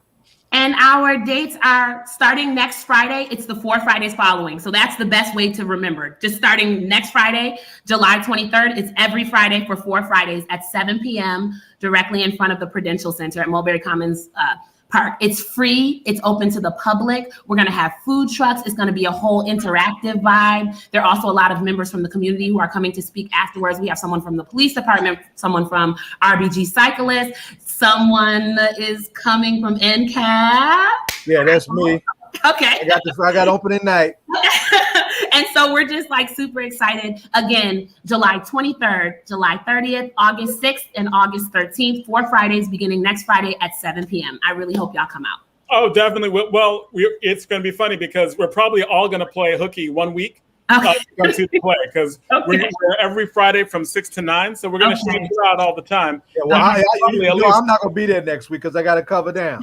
Right. I get it. We're also doing Manhattan. We're doing New York City's Winterfest at the theater in Manhattan, the Hudson Theater. So I can tell y'all those dates if y'all miss it and want to come to that. I sent you an email too, Tanisha. So okay, good. Okay, great. After giving me that shade about John Batiste. Because you deserve it. Thank you so much for inviting me. I really appreciate it. And Tanisha, I'm checking out your shirt. Are you a biker? Yes, I ride with RBG Cyclists. I just got back from their event. Do you bike? No, I like the bike wear. Okay. Yeah, hey, Tanisha, I need one of the shirts, but you know, I make a donation, but I'm not getting ready to be. Oh my gosh, y'all are out of control. I'm not getting ready to be on the bike. Not putting it going in the daggone chat. So thank you so much, and we'll definitely invite you back because we appreciate the work that you do and the films that you're doing. You are a serious artist. We're honored to have you on. Thank you. It was such an honor to be here. I'll see y'all soon. See you soon. Bye. Awesome. We'll see you next week. See you. True. That's All Politics Are Local, America's number one hip hop radio talk show. I just want to put it on record. I never liked DJ Rhino. I just want to make sure I can say it to him to his face. I never liked. Long we got this, I never liked. That's right. Because and DJ Rhino, you know what to do with haters, but just go like this and start telling us about Biz Markie. What's going on with Biz Markie? Let's start from there. All right.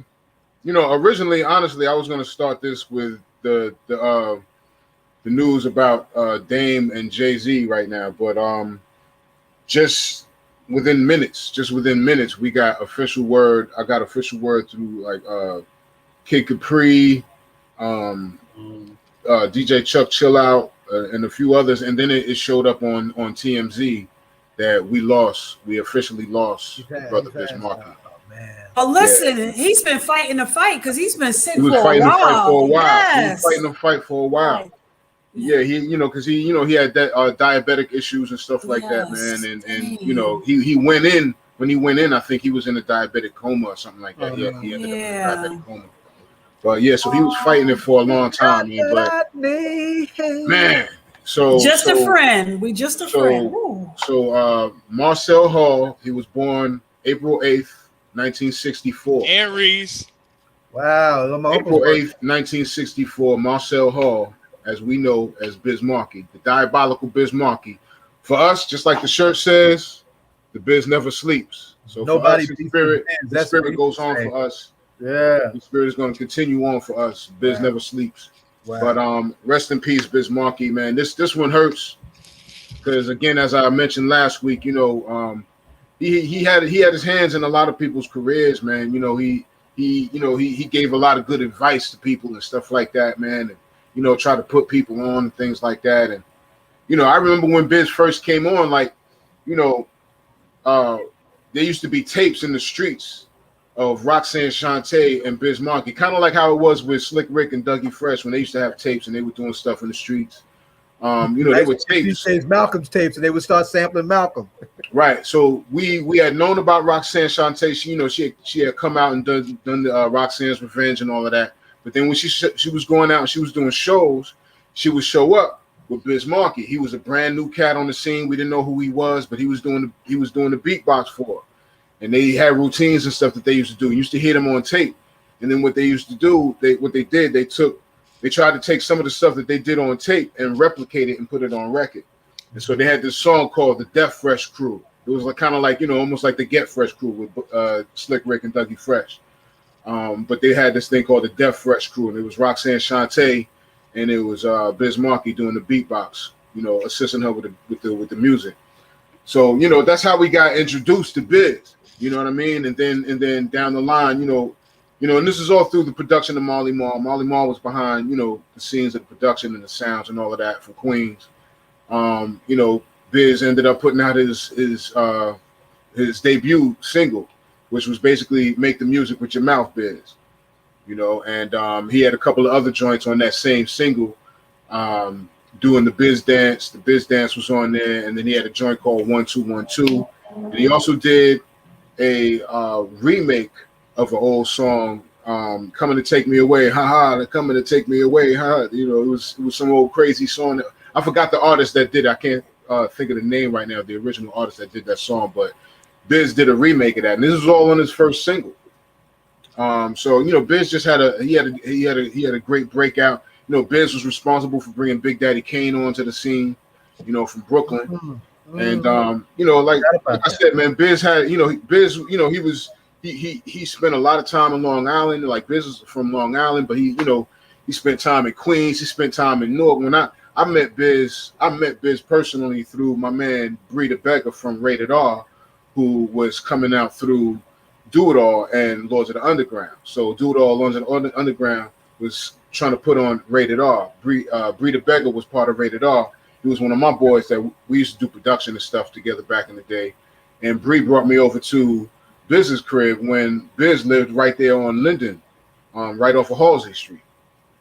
And I remember, Biz had, he had this mad extravagant crib. It was real narrow, but it was extravagant, man. It had the stairs that spiral upstairs, and all that. And we sat in this little dining room area, and Biz had nothing but like snacks and cold cuts and cereals and all this stuff on his table, and he came downstairs, no shirt on, and it was just Biz. It was Biz Markie, you know what I'm saying? And I remember it was just wild to meet him, because it was like, wow, this is Biz. This is how we see him on TV. This is how we we know him in hip hop, but this is really him. This is how he gets down. It was a real cat, you know. So it was just, you know, it was a blessing to meet that brother, man. You know, Biz was also a great DJ because, you know, besides making records and MCing and rapping, you know, he was a great DJ, man. He went all around the world. I mean, literally around the world, around the entire globe as a DJ doing parties. You know what I'm saying? So let me ask you something. Let me ask you something, DJ Rhino. How you feeling about this? Like what's going on the inside? Oh, right now I got a lump in my throat. I'm trying not to go there. You know, because as somebody like, you know, you've trained an entire generation about the love of hip hop. So I know that today must be having this news right now. Like I'm proud of you for being here. Right now I'm fighting it back. I'm just trying to get the info. You know what I mean? Do you remember? I remember seeing Biz at Terminal D. I think that was on Freeland Heisen all the time back in the day, in the Peppermint Lounge. He would just be, you know, he would just be there chilling with everybody. So yeah. Mm-hmm. Yeah. So you know, that's a huge loss in hip hop, man. Biz Markie. Yeah. Well, like I said, he's been fighting a long time. So you know, body beats the beat. That's like my brother said, you know, and that's the way to really look at it, man. He's no longer in pain. Right, exactly. You know? And I remember they had counted them out probably like a year or two ago, a while ago. They had counted them out, and Biz was like, "No, I'm not ready," you know. So. Yeah. So what else is going? You said you had some other news too. So this whole thing that's going on with Jay-Z and Dame, what's messing with this, John? We were talking about how like, oh, Jay-Z can't do that, he can't do that. So the judge basically he was in Dame's favor. He says Dame is allowed to take his third, because the whole deal is this: Rockefeller was basically Jay-Z, Sean Carter, Kareem Biggs Burke, and Dame Dash. That's Rockefeller. That's Rockefeller Records. So what the judge said is that Dame is allowed to take his third of Rockefeller and do whatever he wants with it. Wow. So if he wants to sell it as an NFT, he can do that.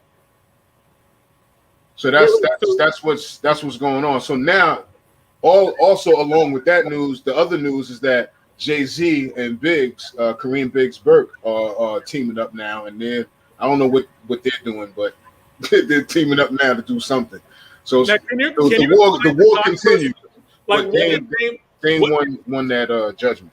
Can you explain what Dame Dash wanted to do with Reasonable Doubt? Like what does that mean to take Reasonable Doubt as an NFT? Can you break that down for us?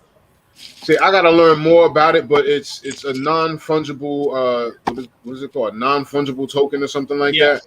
Yeah, it has something to do with the whole Bitcoin thing. Honestly, I'm still trying to learn up on it, but the sad part is that it has something to do with being able to make value of things that are certain material like audio, video,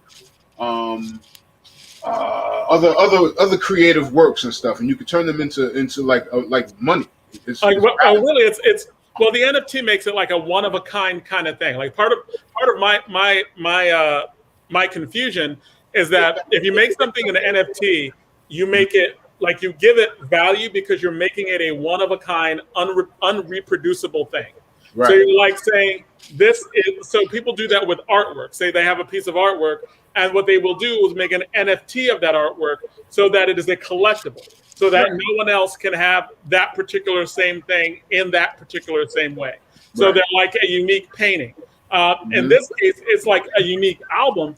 And part of me is like, how does he take a third of that? Brenda, you can explain this too. Like, how is Reasonable Doubt an NFT when it's like also for everybody, right? It's streamed to everybody. Like, how can it be both an NFT and the problem is from a business perspective, at least the way I've been paying attention to the story is the three of us, me, you, and DJ Rhino, got a company. But DJ Rhino is a great DJ. So what he does, he put out an album and we all work together on the album. Like, I get artists who come in, you do the legal stuff, and either way, we all come together and we promote this project, right? At some point of the company, when we divvy up how much this company is, all of us get a part. I take what my part and I say, here's the way I want to carve out what I want to do with this particular position. Mm-hmm. Right. But I think that the human part of the story, I think, is even more important than the business. Right. Is you talk about people who came from nothing together. Jay-Z is the godfather to Damon Dash's son. Mm. And now they in court fighting each other and they no longer have a relationship. And so I think that's the part that's the saddest as a kid who grew up loving. Yeah, most definitely. But that's how I feel about all of those breakups, with all of the groups and the units that we've seen split up. That's how I always felt. Like, you know, you watching family break up. You know what I'm saying? Split over money and things like that. You know what I'm saying? It breaks my heart, man. It does. But I think what John, I think I understand where you're getting at. It's kind of like all right. For it to be an NFT it's one thing. You know what I'm saying? Like, how do you break that up in threes? You know what I'm saying? That's what I'm trying to figure out is, all right, because I understand, just like what Chris was saying, as far as business is concerned, you know, if we created this, then I'm going to take my third of the business, my third of whatever, and do my thing with it. How do you do that with an album? Like, what is it that Dame contributed to the album that he can take to say that, okay, this is mine? You know, you got to remember that there's artwork, there are images, there's a whole thing. All of the things are iconic pieces of art. Right. So, well, maybe now remember when we were talking about the photographer was involved in this. Maybe the photographer and Dame had a relationship, and maybe that's what was going on. You know what I'm saying? I mean, it's heartbreaking. I don't really know how to make it. I don't even know how to fix. It's crazy. It was one of those things that I came as close to. Like, it brought me to almost to tears. Like, Rockefeller, I remember the day when I heard that they weren't getting along. I was like, I can't. That can't be. This is the symbol of an entire generation. That right there. Yeah. Right. Especially Reasonable Doubt. Yeah. Like, you're talking about the one of the most classic albums in all of the very first album. First Jay-Z album, one of the most classic in all of hip hop. Right? Like, and the question though is, what happened? Is there anything that happened today? Like, because I know that it's still I think the court case is still going on, right? I don't know, because from what I heard, the judgment was in Dame's favor as far as that was concerned. Well, I know I read somewhere he couldn't sell it as an NFT. Like, he can't just transfer the copyright, but he can do other things. But so I'm not even understanding the decision much. Yeah, I gotta get more. I'm gonna get more detail on that myself. Can somebody tell Ed exactly what it is Ed Riley to look into this that he got? We need Ed Riley. We need Ed to look at this and tell us what the legal. Yeah, right. We need the legal. Yeah, we need the legal head in this. Fair enough. All right. So what else is going? What else is going on? Because we're getting ready. One last thing I'll throw in there. Watch out for August 3rd. The Locks. We're talking about Chic Luch, Styles P, and Jadakiss. The Locks. Jada. Versus. It's going to be a versus Dipset. So it's going to be Locks versus Dipset. Dipset is Jim Jones, and Cameron, and Jewels, Hellrell and all them. But mainly it's going to be Jones, Cameron, and Jewels, because it's going to be Chic, Styles, and Jada. So it's not going to be Locks versus Dipset. But yeah, and Rhino, don't forget that NJ Pack is back in effect. This Thursday night concerts, it started last night, and this year Rakim and Eric B is coming. Yeah, I heard. They on the schedule, Rakim and Eric B. That's right. So we're gonna be paid in full. Hey, just for the record, just so we can end it. I don't want to cause any controversy. But we all know that Jay-Z is the greatest rapper of all time, and that's kind of not debatable. But now that we've gotten that out the way, DJ Ron, now that we got that out the way, as I said what I said. Now we got that out the way. I do think that Rakim, like, I've been listening to Rakim's record during the pandemic, and I was like, that's the sick. It just occurred to me like yesterday, he's never said a curse word on a record. Wow. No, he has 3 times. I've counted. Wow. It was like on his very first record. On his very first record, My Melody. Y'all not listening. Y'all got to listen to My Melody. Okay. on his very first record. Well, we're listening to WBLS and not the series version. So maybe on WBLS he didn't curse, and on series he did. Because I know when I go back and listen on series, I'd be like, oh my gosh, what is? It's a whole nother version. He cursed on My Melody. He cursed on Mahogany, and he cursed on another song. I forgot. My favorite Rakim song is "Holy Are You." Ooh, that's a good one too. That was when he was coming back. That was like when he was trying to come back again. I would like 10. Okay, so yes, it was. Chris, I'll give you a whole list. Yeah, maybe if you call me, maybe I could get things. Wow. Since all right, God, it's 9 o'clock. It's 9 o'clock. Hold that thought. Oh, look who's keeping time now. I've been keeping time because y'all gonna stop yelling at me. So, do we have any announcements? Yeah, check for me tomorrow. 3 p.m. on twitch.tv/Rhino CMZ, just like you see on the screen. Rhino CMZ. I want to talk to you about Twitch. Twitch.tv. Can you put it in the? I'm going to be rocking. It's called a Shake Up. Saturday Shake Up with CMZ at 3. Hey, Rhino, can you put it in the comments and repeat it again? Yeah, it's the Saturday Shake Up with CMZ at 3 on twitch.tv. Yeah, just put it in the comments. And you are also going to say, I think Donna or Zaid? Yeah, Monday there's an important press conference on Cypress and Fabian Place around an incident that involved 4 brothers who had a bad encounter with the police, and it's a case that won't go away. And it all involves around, the Jump Out Boys, the case very similar to Carl Dorsey. Where are we getting this echo from? But these young men survived, but they're still in the system. It's going to be at 5 o'clock. It's going to be led by the People's Organization for Progress. And of course, next Friday. So you're going to be out in the street, and there will be police present, and they're working for you. No, I'm not going to be there this time. Okay, all right. I want to make sure because I need to ask you when you out in these streets if the police are there and if they're there. Sometimes they work for me, sometimes they don't. So I just had an announcement. We've already announced that yesterday was former Congressman Payne Sr.'s birthday to continue rest in power.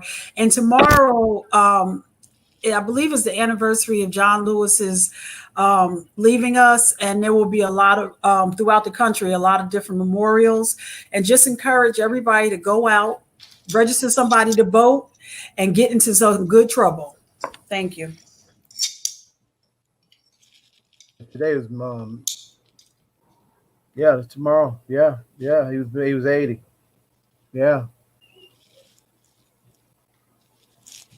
So they'll be out in DC doing. John, you're muted. I was muted too. John, you're muted. They'll be out in DC doing the big. Go ahead, John. Oh, so start over, John. Can you put the Twitch inside of the actual comments so they show up on YouTube and they show up on Facebook? And I believe that is. And I believe that is it. Are there any? That's it. All right, cool. So we will talk to you next week. We will see you next week. And be safe, be careful, and enjoy the play next week too.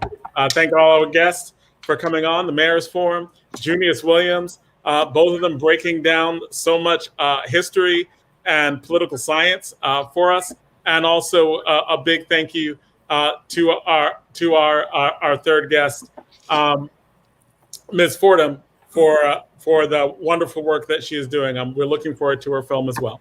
John, after Mayor Baraka and Mr. Williams, I feel like I should get some credits for those 2 sessions. They were teaching, so I don't know if I can get some credits for that. They were right. Woo.